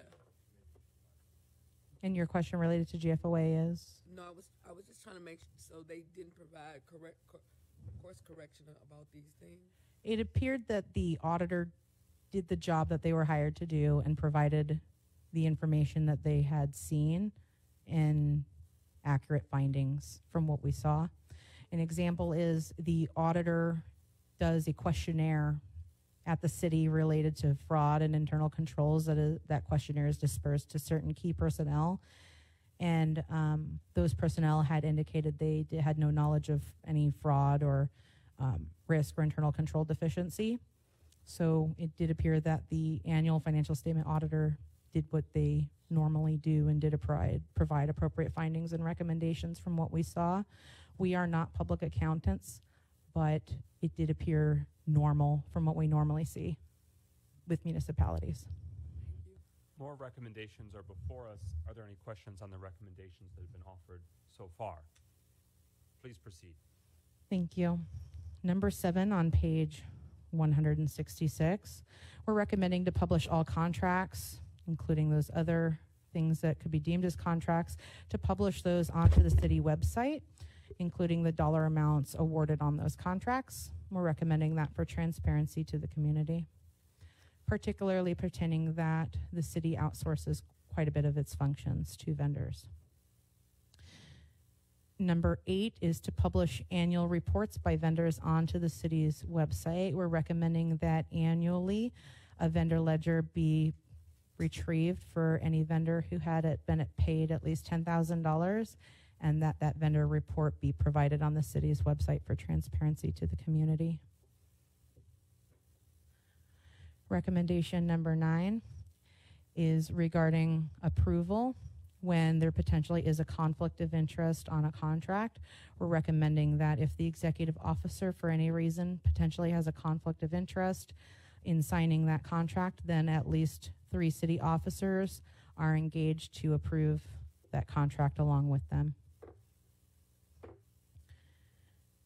Number 10, under recommendations, is that all contracts have a date when it is signed to be made effective, a date with each signature that is affixed, and particularly all signatures on contracts in excess of $10,000 be witnessed, recommended by a notary. Recommendation number 11 is we recommend to establish internal service level agreements between subcommittees, committees, and the city council to ensure that there is an appropriate timeline between those committees on the matters that are heard. An example is provided, such as 15 calendar days between one committee referring a matter to another committee.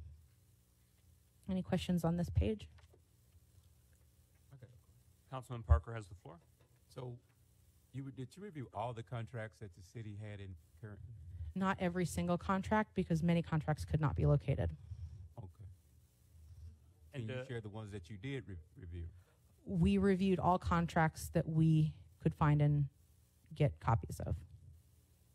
For some, you identified that the Laserfiche system, it wasn't a clear copy, and so were there any instances where you could not see the electronic facsimile, and you also could not find the hard copy original file as well?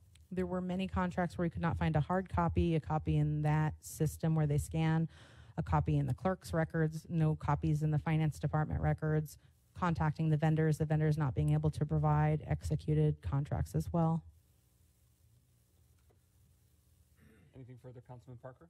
Well, I do, but I'm gonna save it for close session. Okay. And we are nearly there, ladies and gentlemen, so let's keep the special presentation presenter having the floor. Please proceed. Thank you. We're on page 167 now with control practices. First one for this one is a recommendation that the invoices received by the accounts payable department must have minimum standards, or else that invoice is rejected before it enters that financial system for the check proof run process. Invoices should be inclusive of details and itemized, such as the invoice date, the work services performed, the dollar amount in US dollars. It should be appropriate to have the tax forms on file. The tax forms should match the name of the business on the contract. A physical address for the business is recommended, as well as details on how to reach that business. There were invoices that didn't have emails or phone numbers, and we had to try and figure out who that business was by looking them up and researching them. We're recommending a unique invoice number for every invoice. We had seen instances where vendors were submitting the same invoice number for same and different services. We're recommending itemized breakdowns of the work, services, and goods performed, as well as any subtotal dollar amounts on those invoices where they may be provided for costs per units, taxes, and expenses. Additionally, with invoices, if there are unit time metrics, performance statistics, pictures, or other reporting or supporting documentation, it should be provided with the invoices so it can be retained on file to justify the expense. We're recommending that all businesses and individuals the city engages with are at least licensed as required. All invoices should be date and time stamped when they are received by the finance department. Invoices should be received before a reasonably established cutoff time before checks are issued to ensure their legitimacy in that process. Expedited payments of invoices should have a justifiable written reason as to why they're being expedited, and we're recommending that if there is a particular invoice expedited, 3 city officers approve of that expedition. Other exceptions to the invoice policy should be documented and approved again by 3 city officers before the invoice is accepted for payment. We're recommending. We're suggesting that the key individuals in charge of the payments in the finance department, including accounts payable, an accountant or controller, the deputy finance director, or other senior accountant, and the finance director each have unilateral authority to reject invoices when they deem there's a violation of the policy. And we're recommending that corresponding purchase orders should not be unilaterally approved by the person who is entering that into the financial system or approving the payment. Any I have a questions? quick follow-up question. For the accounts payable, controller, deputy finance director, and finance director should each have the unilateral authority to reject invoices they deem to be in violation of policy. Through your review, was there any instances that you found where that attempt had been made and they had been overruled? Yes, the accounts payable individual at the city had escalated to finance directors when they had concerns, and it appeared payments were made with when they objected to the receipts not being on file or substantiated evidence. So accounts payable staff members were seeking to make a professional judgment and escalating it, and their concerns were overruled. Yes, that is correct. They were overruled or received no response as well on their escalation. Yes. And that is not necessarily a one-time situation, isolated incident. You found multiple instances. Yes, there were many instances. Councilman Goodman? Just to show or to see how important that would have been. How can I word this the way that I want to? Were there any circumstances of larger significance in which that unilateral ability would have been extremely important in mitigating some of what we are looking at here? Yes, because the accounts payable individual asked on many occasions for copies of contracts to substantiate the payment where there were no contracts that existed. So had they had that unilateral authority, they could have withheld payment at that time. Thank you. Excellent question. Others who wish to have the floor, please proceed with further recommendations. Thank you. I'm on recommendation number 2 on page 167. We're recommending to implement controls that manage travel expenses to ensure legitimacy. Things like retaining conference material of what was learned or covered during that conference, criteria for decision making to make sure it was cost effective, such as why did they attend it in person instead of in a virtual forum, or traveling by mileage versus by air to make sure that they're traveling and attending in the most economical and reasonable way. We are suggesting that there is supporting documentation for mileage reimbursements, such as to from locations, route driven, and the reason why Again, the driving was appropriate instead of air travel or virtual attendance. We're recommending that for non-emergency modifications of travel be documented. We did see no-show fees that the city paid for when individuals did not show up to conferences for like hotels and things like that. We're recommending that travel be directly to and from the event and there not be any extended layovers or diversions to their travel plans for personal reasons. We're recommending that travel to occur either the day before or the day after the event and not allowing extended stays. We're recommending written explanation of why it's reasonable for the accommodation to incur expenses above a reasonable option. An example of that could be increasing to a Comfort Plus seat on an airplane or baggage fees, things along those lines. Those could be justified. There just needs to be documented rationale for those increased expenditures when appropriate. We're recommending that the city not pay for each individual meal or incidental that occurred while on travel and instead follow the federal GSA approved rates on meals and incidentals pertaining to their travel. Same with lodging. The GSA approved rates of traveling are by location of where the travel is occurring, and we're recommending the city follow GSA approved rates for lodging. We're recommending written disclosure when there was a companion traveler, so that way the city understands how that individual will separate their personal expenses from the city expenses. And we're recommending to disallow city spending on travel for pleasure, explicitly say in a policy that personal travel is disallowed, in particular entertainment and leisurely activities. Any questions on that one? Please proceed. Thank you. I'm on number 3 on page 168. To establish a quarterly communications process from the executive office or the finance department to the city council related to their discretionary spending. What we're recommending is that at least on a quarterly basis, the executive office explain to city council about their discretionary spending. We're recommending it to be in a general communication from the mayor. Things about the discretionary spending and are for transparency purposes predominantly, including services and products that were purchased, vendors and contractor names, the reason for the purchases, amount spent, including as well the money repurposed from budget line items that may have needed to occur as a result of the contract and the travel. Upcoming potential projects, improvements and opportunities or challenges, we're recommending that the executive office communicate to city council at least on a reasonable basis and for dollar amounts. Any question on that? Please proceed. Thank you. Number 4 on page 168.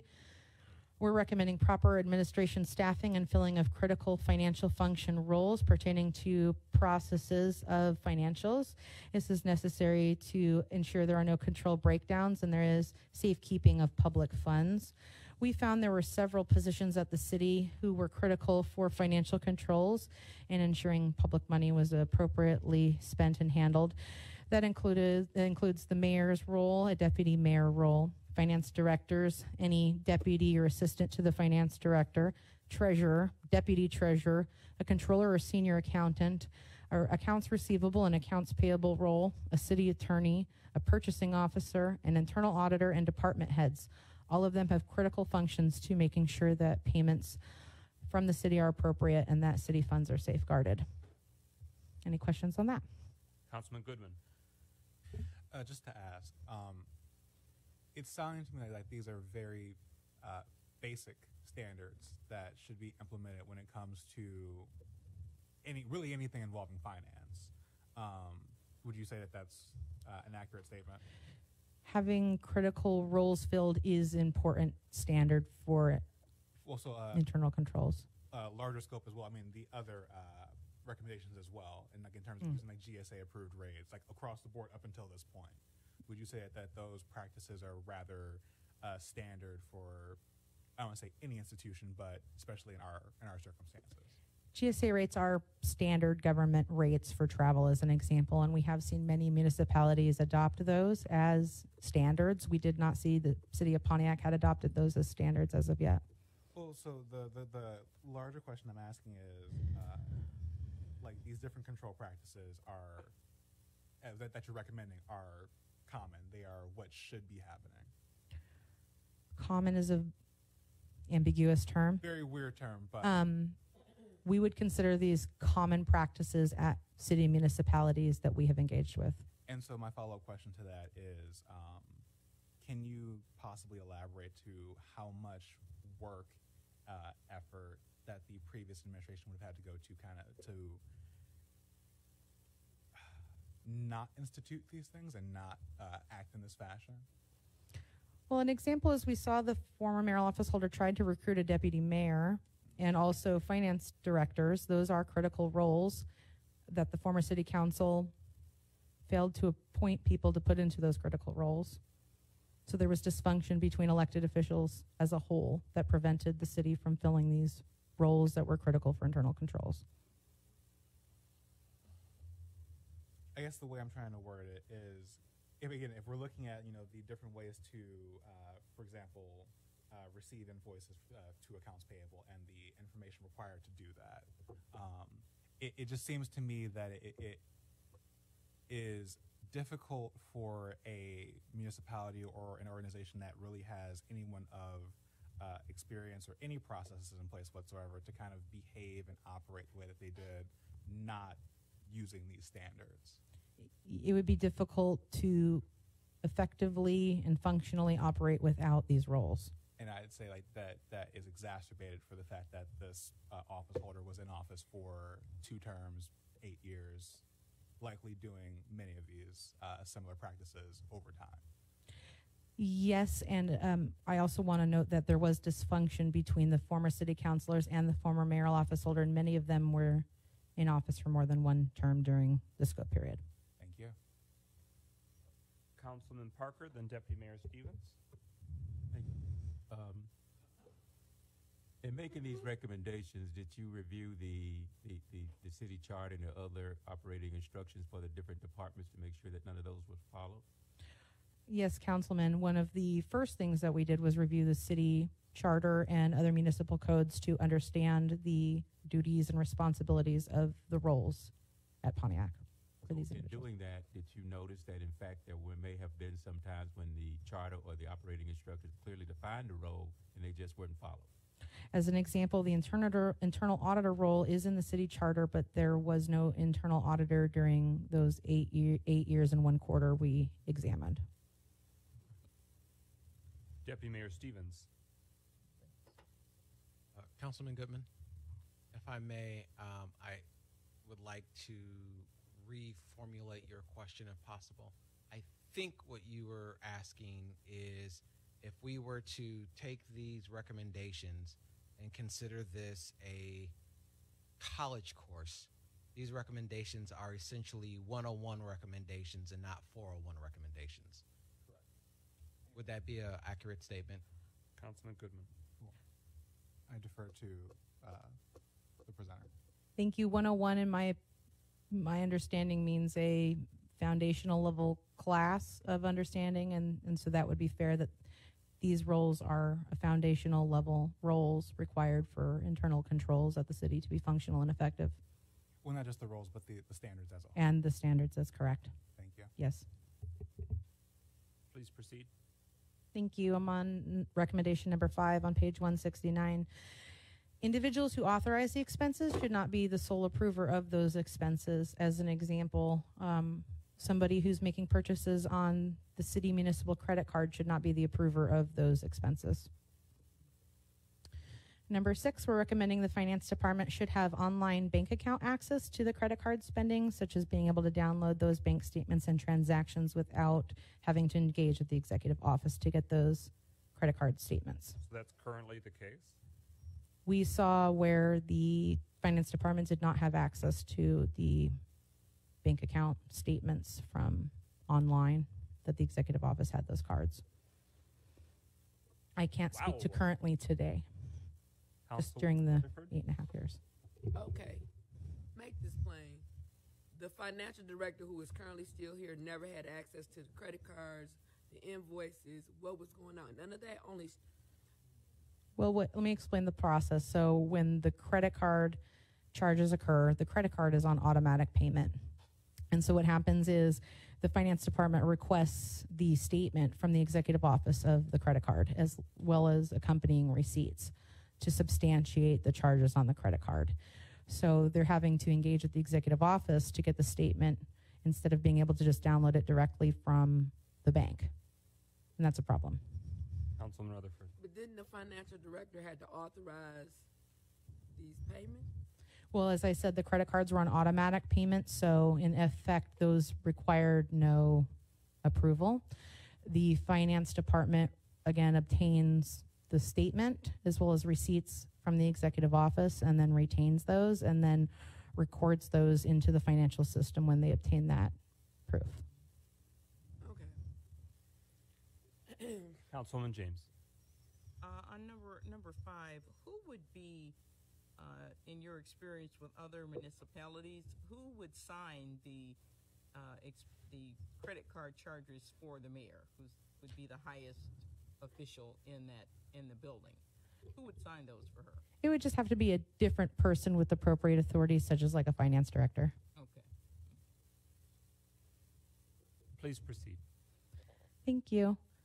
I'm on number 7 on page 169, related to reconciliation activities. So when a bank presents the bank statement, what happens is the city reconciles the transactions on that statement to their financial system, and we're recommending that those roles be segregated and that the person who receives the bank account statement also not be the person, and also the person entering them in the financial system not be the same person. They should be different individuals performing segregated duties related to reconciliation. Any questions on that? Please proceed. Number 8, same page. We're recommending to, when appropriate, utilize a transcriptionist or stenographer to record word for word and capture dialogue of meetings. We recommend this practice because we did see it was occurring during the 8 years and 1 quarter that we had in scope. It wasn't during that entire period, however. Those were very helpful for us to review context of these meetings beyond just those traditional meeting minutes. We're recommending that the transcript should not replace those official meeting minutes that are kept, but instead support those. We're recommending to publish all transcripts on the city's website, and we're recommending that if the transcriptionist services are outsourced or insourced, that there be a budget provided for the official record keeper for transcription services if they decide to do that. Any questions? Please proceed. Number 9, we're recommending to establish a fraud, waste, and abuse hotline or tip line at the city where the community can report concerns. Other ways that this has been done at municipalities include a telephone number that goes directly to a voicemail box, or a place on the city website where someone can send a communication in writing with the ability to attach files. We recommend that it allow for anonymity of the individuals reporting concerns. We're recommending that the city publish posters or send flyers and publish in other public places how to use the hotline or other process that's identified for these tips. We're recommending the city draft an official policy on how to handle those concerns and allegations that are coming in. And how other municipalities handle this is they outsource the review to either an independent auditor or lawyer so that it's handled in an independent fashion and then reported to the city on their findings. Any questions on that? Please proceed. Last, number 10 on page 170 is we're recommending security video footage be retained for no less than 1 year. We're now onto the policy, procedures, revision, and implementation recommendations on page 170. First one for that, we're recommending to enhance purchasing, contract, and financial policies and controls. Example is to expressly prohibit evading and willful noncompliance with all legal and enforceable city council ordinances, resolutions, and city-established purchasing, contracting, and financial policies. We know that the mayor's office has the ability to veto an ordinance or resolution, and so that would be the appropriate process to object to any resolution or ordinance that they feel is appropriate by city council. We're recommending to disallow total expenses being structured into contracts and purchases less than that spending limit. We're recommending to expressly define what professional service contracts mean, as that could be subject to interpretation. Similarly, to define what it means by legal and accounting services, that could be vague. An example could be law firms or CPA firms, to be more specific. We're recommending to establish discretionary spending limits specifically for outsourcing city services or operations. We're also recommending to determine when it's allowable for the city to accept donations, free or gratuitous services of goods or services from those in the community, and for those to have contracts when there are donations and free services and goods provided. Those contracts should have an anti-corruption clause, we're recommending. We're suggesting that when it is allowable for the city to accept in-kind services, goods, or financial support, that also should be in a contract. In-kind services can be tangible or intangible. We're recommending the determination when it's allowable for city elected officials, employees, and others to enter into contracts or to accept or be placed into partnerships, sponsorships, commissionerships, or others, such as when they go to speak or host at events. It should be identified whether they're speaking in their official capacity or in their personal capacity. We're recommending that at events, things like sponsorships and donations and gratuities, it should be separated so that way it's clear there's not a personal and business conflict. Same thing with conservatorship of land and real estate. It should be directly identified how that was properly handled. We're recommending there be professional references for contractors identified at the city who are allowed to be professional references, so that way you just don't have any city person providing recommendations for contractors that have done business with the city.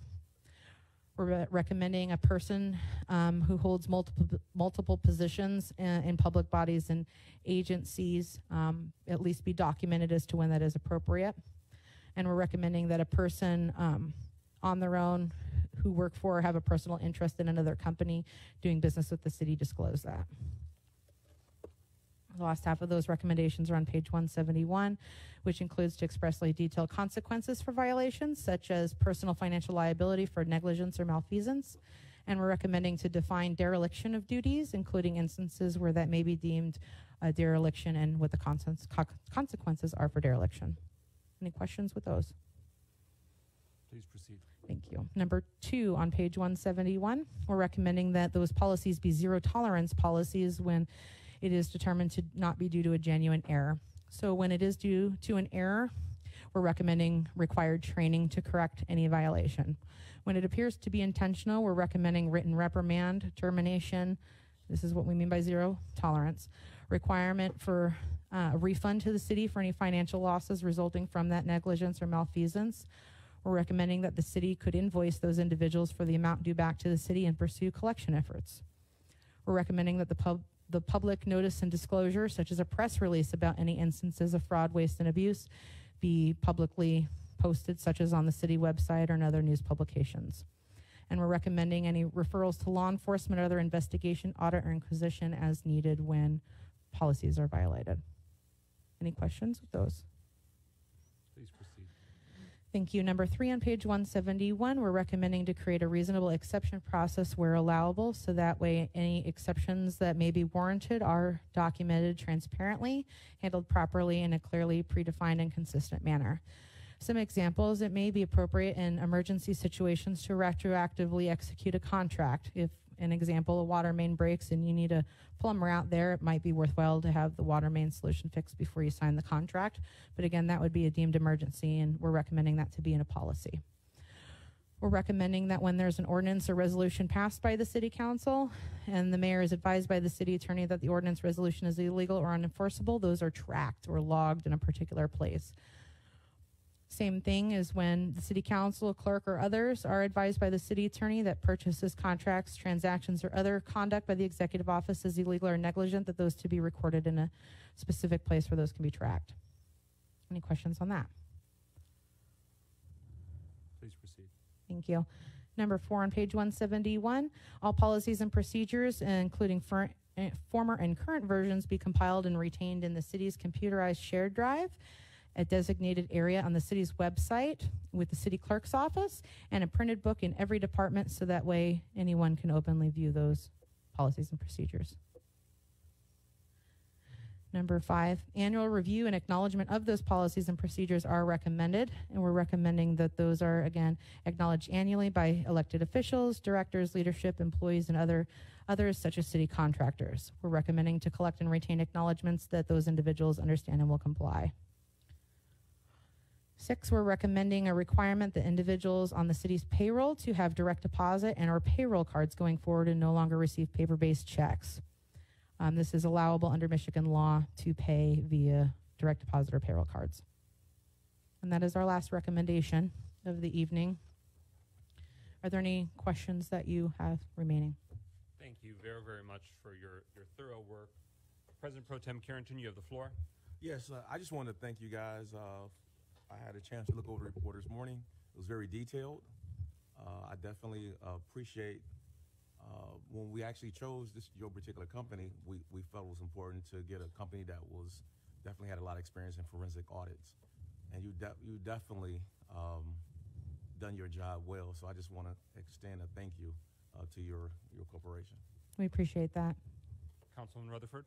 Not only that, but it does just be a vindication to what has been grossly projected out in this community of people being blamed for things they absolutely had nothing to do with. So I just thank you for calling a spade a spade. I mean, there's no other way to say it. Some people are owed apologies in this room, and I hope that they get it. And so that's all I want to say. Thank you. Thank you. This is an evidence-based report. Mayor Grimal. I too want to thank you. You've done a really tremendous and amazing job. I know that you've spent countless hours. You've been very thorough from what I can tell from our lengthy discussion yesterday, as well as the written report and your presentation this evening. So I'm very, very grateful for your hard work. It's been very enlightening about past conduct, but more importantly, your recommendations are really, really important. I know we talked about all of them in person yesterday, and we talked about perhaps some tweaks to a couple of them, but the vast majority of them are very, very important, and we'd like to implement them as is. So we really, really appreciate all of your hard work, your thoughtful recommendations, and making sure that City Council and the Executive Office are moving forward lockstep to put in place the safeguards and proper procedures to ensure that these kinds of things never happen again in the city. Thank you, Mayor. Legislative Council Sharp, you have the floor. As it relates to city attorney and information conveyed to council, should every communication from the city attorney be deemed as attorney-client privilege? We are not a law firm, so I do not feel comfortable expressly answering that. Because my question to you, so therefore, there were many documents that were received by the prior council. Every communication was attorney-client privilege. So did you, in fact, review those, or did you not review those? We did review attorney-client privilege information. In fact, the report does contain evidence marked and labeled as attorney-client privilege. Thank you. Other discussion and final questions? Oh, Councilman Goodman, you have the floor. Yeah, I just want to put out and say thank you. I think one of the more important things that this does is highlight, in so many ways, a multitude of paths that the city can take going forward in terms of this. And I really thank you and commend you for being able to do all that hard work for us to make our jobs, easier to do, and also help us hopefully make the correct decision going forward in regards to this. So I really commend you and thank you for your work. Thank you, Councilman. Councilman Nicholson, you have the floor. Earlier, when we started to hear about the first few, it was said that these were examples. Are these just examples, or is this an exhaustive report? They are examples. There are other instances of problems with contracts. Did you do a final number on, and is there a final total tally, that big dollar amount of if everything were the way it was supposed to be, what the city wouldn't have experienced? That would be difficult to come up with because many contracts were not on file, and the reproduction of those records would be extensive, and I don't think it would be a cost benefit to the city to tally all those monies and the amount of time it would take to tally every contract that we found. So tonight, just the running tally that I had, we heard about $3.5 million worth of issues. I think in our cover letter we provide our official amount. that we tallied. And we did adjust for instances that were legitimate, and such as like those conferences that were half tied to work trips, making sure that the final total on that cover letter was what we determined to be the right amount. And I see Ms. Marsh is looking for that amount. 1.6 was on the cover letter, but That sounds right. that doesn't. Okay. That's right. It's $1,627,361.81. It's exampled. Councilman Goodman? I guess to just further go on Councilman Nicholson's point, would you say that there is a likely possible probability that there are costs that were unfortunately incurred beyond that 1.6 that we were not able to obviously very much latch on to with certainty? There are other costs that probably could be quantified if you wanted us to continue to keep digging. Okay, thank you. Mm-hmm. Any further discussion on this special presentation? I'll have additional questions in closed session in terms of the legal and financial exposure for the taxpayers as it relates to the legal implications. Thank you very much for the thorough presentation, but more importantly, the thorough forensic audit. We are at recognition of elected officials. Are there any with us this evening that wish to have the floor? I want to give a shout out to Pontiac Charter Revision Commissioner Kermit Williams, who's here with us this evening. And we have Library Board Trustee H. Bill Maxey with us as well this evening. Thank you for your service to the community. We are now at Agenda Address. Pro Tem Carrington. Thank you, President McGinnis. Mr. Kermit Williams.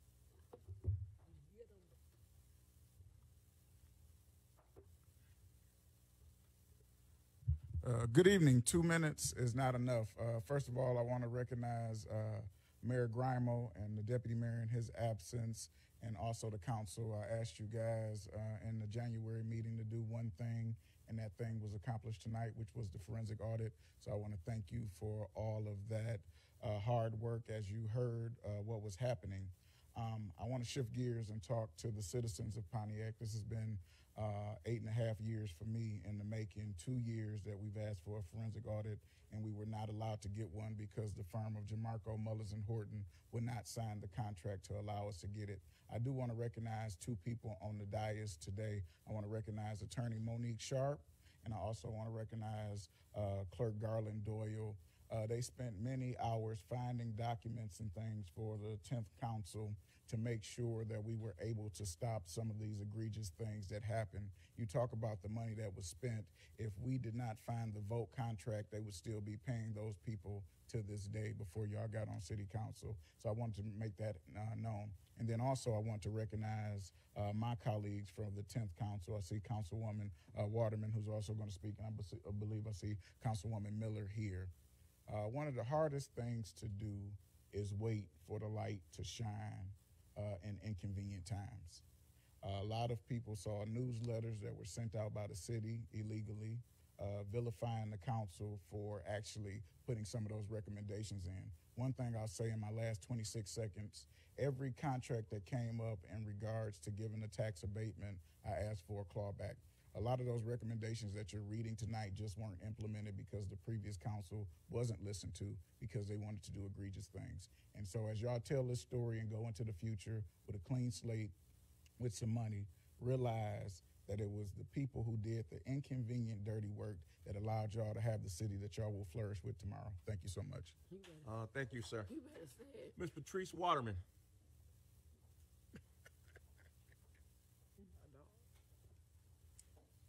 Yes, sir. I'm going to piggyback from my president. Good evening to this honorable council, Mayor Grimo, Mr. Dole, Garland Dole, and Attorney Sharp, and the Deputy Mayor in his absence. I'm standing here this evening to say thank you for following up with the forensic audit. I look forward to the final resolution of your closed session. I truly look forward to the final resolution of the closed session. I listened to this report, and I stand here. I'm grieved by some of the things I heard, but I'm not misunderstood because this council, the 10th Council, You want to go out and say, you know, I heard him say we were dysfunctional. There was nothing dysfunctional about the 10th Council. We did what we stood up here and held our hands up to uphold the oath of office. That's what we did. We had an executive office that we had to contend with on a daily basis. So we did what we thought was right.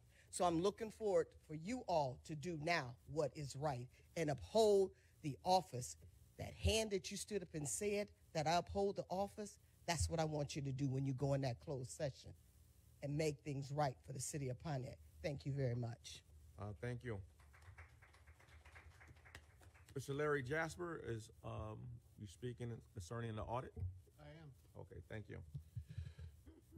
As they mentioned quite a few different times, they didn't get all the contracts.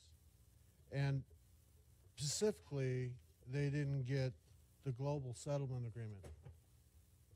51111 was on the global settlement agreement for $10.7 million.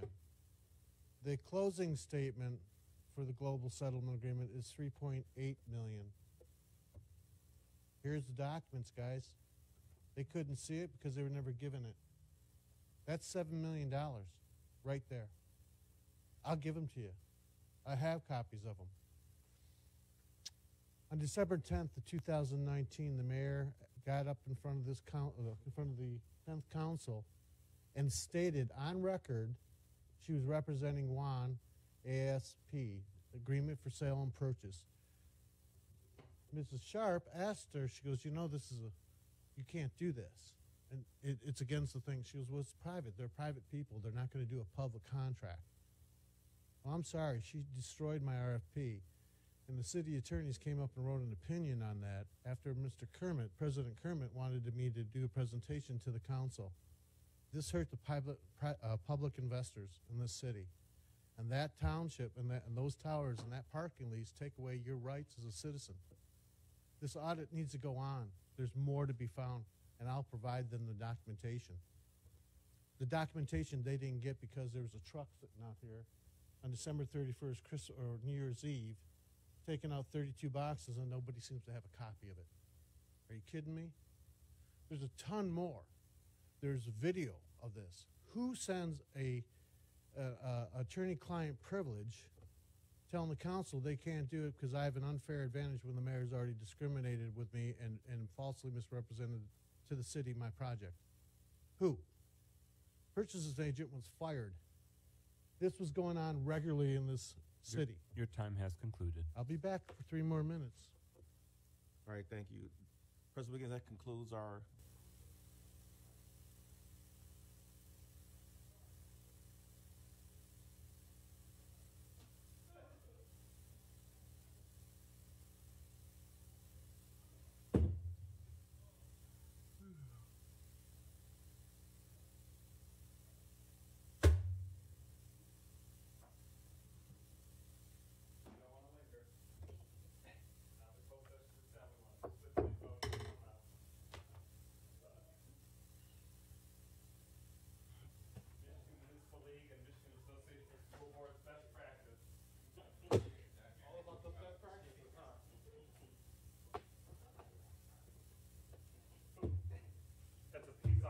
offering to the family that he's left behind. So the question is, Garland, do you prefer barbecue or hot barbecue? See? Good evening, ladies and gentlemen. We are now coming out of closed session. Could I please have a motion to come out of closed session? So moved. support. It's been moved by Councilman Parker, seconded by President Pro Tem Carrington, that we move to come out of closed session. Roll call, Clerk Doyle. Carrington, Yes. Goodman, Yes. James, Yes. McGinnis, Yes. Nicholson, Parker, Yes. Rutherford. Yes. 6 yeas, no nays. That motion carries. We've come out of closed session at 11:07 p.m. Next on the agenda are closing comments. Mayor Tim Greimel, you have the floor for 7 minutes.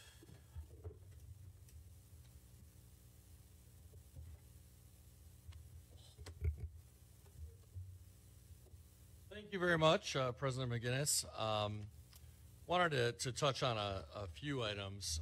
First and foremost, I know that a member of the public suggested that the forensic auditors did not have access and did not review the global settlement agreement pertaining to the Phoenix Center. And I do want to emphasize that the forensic auditors did, in fact, have access to the global settlement agreement and did, in fact, review the global settlement agreement and did not indicate anything significant in their report relating to the global settlement agreement. I also want to mention that the bridge on Martin Luther King Boulevard between South Boulevard and Woodward, the bridge that goes over the railway line, during a recent routine inspection was deemed to be very unsafe. And so we have closed that bridge as of today, and it will remain closed indefinitely. It is very expensive to properly rebuild and reconstruct that bridge. It's estimated, we haven't done formal engineering work yet, but it's estimated to cost upwards of, I think, potentially as much as about $9 million, which is incredibly expensive. We believe that the vast majority of the funds for that work can be obtained from the state, but that is a process in order to obtain those funds. So stay tuned for more information, but I did want to make both City Council aware of that as well as the public that that bridge has been closed and will remain closed indefinitely. Third of all, I wanted to make sure that people were aware of a unique addition to the Woodward Dream Cruise this year, and that is the Woodward Dream Parade, which is a group of up to approximately 200 cars from car clubs around the country that will be participating in a parade format on the day of the Woodward Dream Cruise, which is Saturday, August 20th. And that Woodward Dream Parade is going to be unique to the city of Pontiac, and it will go into downtown Pontiac along Saginaw Street and other streets within the loop.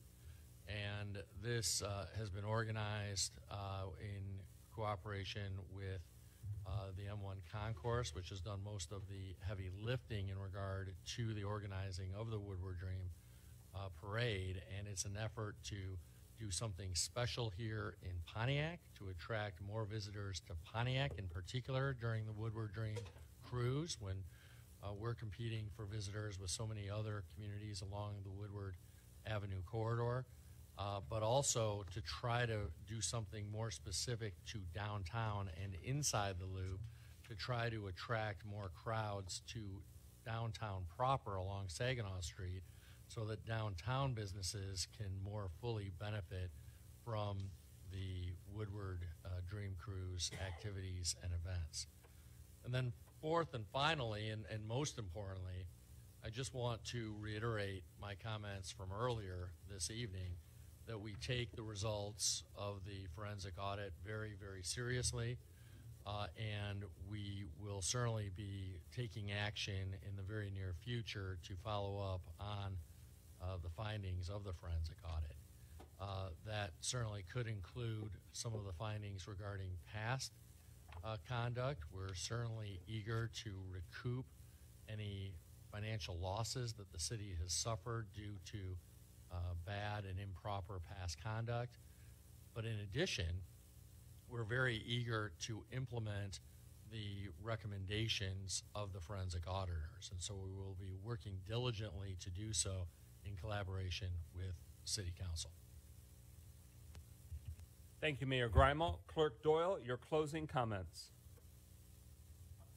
Very brief. I just want to thank everybody who came out and voted on Tuesday. Thank you. You weren't lying. That was brief. Thank you very much to the city clerk and the city clerk staff, as well as the election day workers, volunteers, that made our democratic process be able to function in the city of Pontiac in August. The November general election will be here before we know it. Council members, closing comments. William Parker Jr., representing District 5. Thank you, Brother President. First, I want to thank the company who did our forensic audit for the work that they did. It certainly was very informative. It certainly did share their report, and I thank them for the work that they did in putting it together and giving us the document that they did. I also want to thank the 10th Council for their diligence and their efforts in trying to help our city to run as best it could under the conditions that they were placed in. And finally, I just want to thank this council for the diligence that we have maintained in being able to put together and to consistently try to deliver a service to the city that includes honor and integrity and respect across the board. And with that, I say good evening. Thank you. Councilwoman Melanie Rutherford, District 1. A man who stands for nothing will fall for anything. That was said by Malcolm X. Good evening. I want to first thank all my constituents in District 1 and in all the city of Pontiac who voted this past Tuesday. It was quite exciting to see us turn up and turn out, so I appreciate that. Number two, I want to also thank all of my 19 constituents who came to my District 1 meeting. My next meeting is going to be August the 27th. That's at 11 a.m. to 1 p.m. at the Alley Cat. All are welcome. Lastly, I just want to once again thank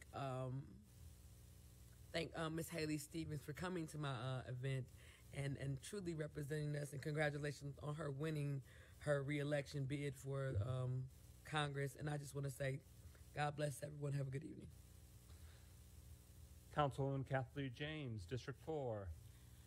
Yes, I also want to thank the auditors for doing a great job in reporting on the forensic audit. All of your findings none of it was of a surprise. It was something that I think I individually lived through, and I think the residents of our city had to live through. So we appreciate all of your work in putting the detail to what we already knew and saw that was taking place. I also want to comment on Mr. Douglas's comment in regards to the issues that are happening at the corner of Baldwin in Columbia. I too am very concerned about the behaviors and the things that are happening on that corner. They're very concerning, and I've already talked to you, but I just want to make sure that all of our residents in District 4 know that we are the Oakland County Sheriff are involved in it. We have mental health involved. We have SHARP involved. We have the business owners in that area who are aware of what is going on, and that we are working on a long-term solution to alleviate that problem. We recognize that it is totally out of order, and we definitely have every intentions of getting something done about it. So I want to make sure that all of our District 4 residents know that we are actively working on that problem. Thank you. Thank you. Councilman Mikhail Goodman, District 3. Oftentimes we discuss the concept of what it means to be radical. I've once before mentioned that the idea of being radical means to get to the root of things, as Angela Davis points out. And I think given tonight's findings, and of course what we have known for a long time, I think it is high time that the city of Pontiac begins to make a radical bend in the arc towards justice, towards restoring the public trust, and doing the thing that is right and is putting our city on the best foot forward. And I think that given what we have obviously found out and what we found out in more detail, it is now incumbent upon us as a city government duly elected by the 61,000 people who live in the city to do the job that they voted with a mandate for us to do. And that just solely means to do what is right, to do what is laid out in front of us to do, and do so with absolute gusto, to do it happily, to do the jobs that we were set out to do, whatever the outcome for that may be.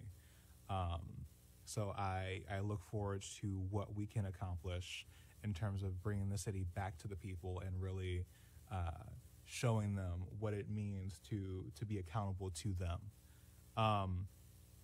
Outside of that, to reiterate what some of my colleagues say, as well as the city clerk, I'm very happy that people came out and voted on the election. As a person that does civic engagement and election protection work, is extremely important for those who have the ability to vote to do so. And I'm happy that many of you came out and did that. And I only hope that number increases going into November. And then the very last thing is a couple quick announcements. There is a transit town hall happening on August 10th for anyone who goes back and watches this to discuss the future of transit in Pontiac and in Oakland County. We'll have people there from all over the county, including myself and County Commissioner Chairman Dave Woodward. In addition to that, there is the Oakland County Mutual Aid Community Feed happening August 13th at the Phoenix Center in case anyone needs resources and or groceries. They've been doing that for a few months, and I think it's an amazing thing. So if you are capable of participating and bringing anything, or if you need anything, please do show up. For my district, we haven't got that many Pride and Beautification nominations, so if anyone in District 3 is interested or knows someone who has an amazing lawn, please submit that. And with all that being said, and also Kennett is currently closed. I know I'm a little bit over time, but the bridge over Kennett Road is closed for, I believe, the next month.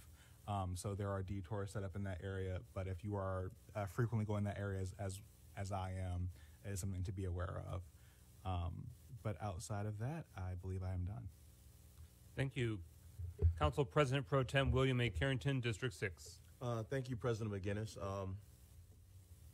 Of course, we had a long meeting, but it was a very important meeting. I won't reiterate what my colleagues said, that I definitely support everything they said tonight. Just keeping it brief, this community cleanup at 388 North Paddock Street in the 6th District, August the 6th. We began cleaning up at 11 a.m. Also, We Care Neighborhood Association are having a neighborhood association meeting tomorrow at 5:30 at Shiloh Missionary Baptist Church on University.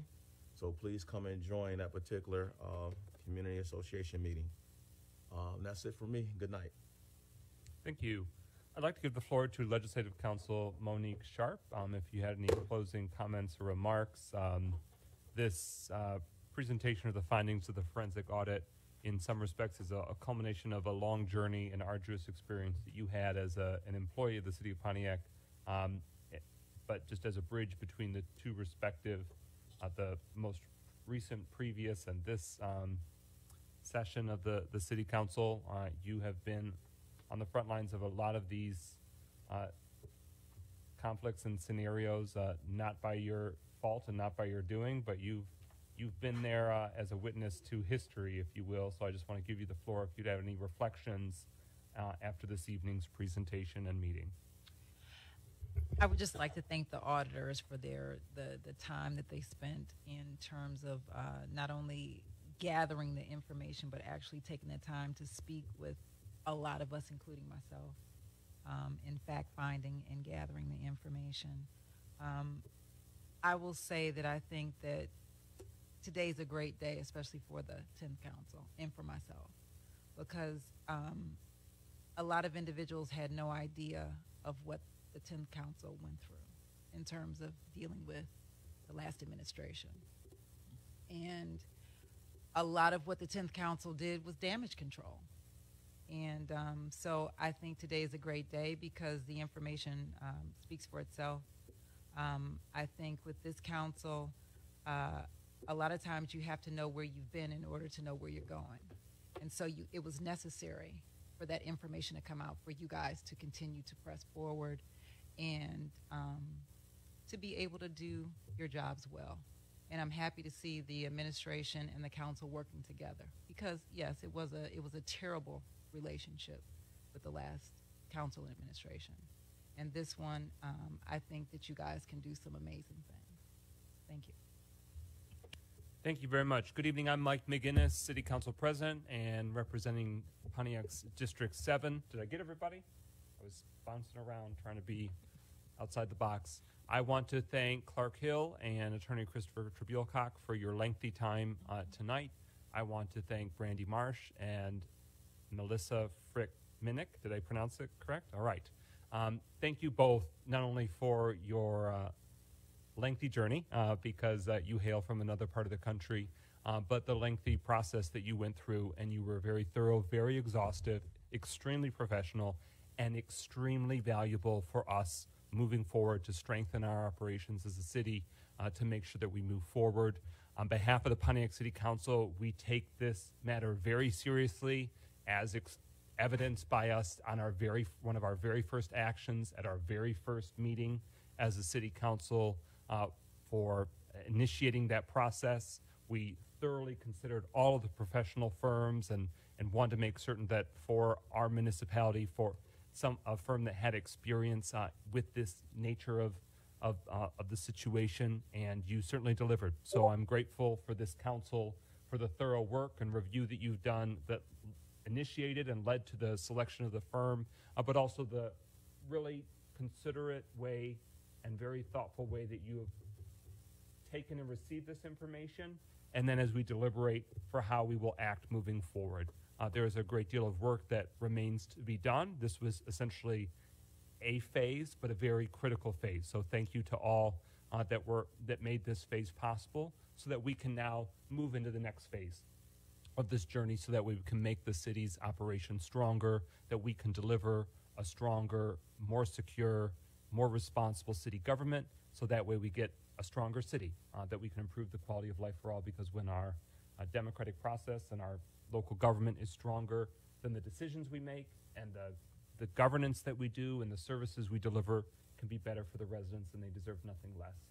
So with that, the hour is quite late, and I will give an announcement to say August 15th is the next Eastside Community Meeting for District 7, 7 p.m. on Monday, August 15th. Please join us. The focus will be on the Pike Street reconstruction, as well as the Clinton River Trail connector that's planned. Okay, so Councilman Goodman, take it away. That Transit Town Hall on the 10th. Tell them the who, what, when, where. Yeah, I forgot to mention that the Transit Town Hall will be happening at the Crowfoot from 6 to 8. So the address is 1 South Saginaw Street. And that's August 10th. Yes, August 10th. And then August 11th, there at 7 p.m., I believe, there is a town hall on water affordability here in the council chambers. All right, with that, is there a motion to adjourn? So moved. Support. It's been moved by Councilman Parker, seconded by Councilman Goodman, that we adjourn this evening's meeting. Hearing no discussion, speakers list exhausted. Roll call and adjournment. Clerk Doyle. Yes. Yes. Yes. Yes. Yes. Yes.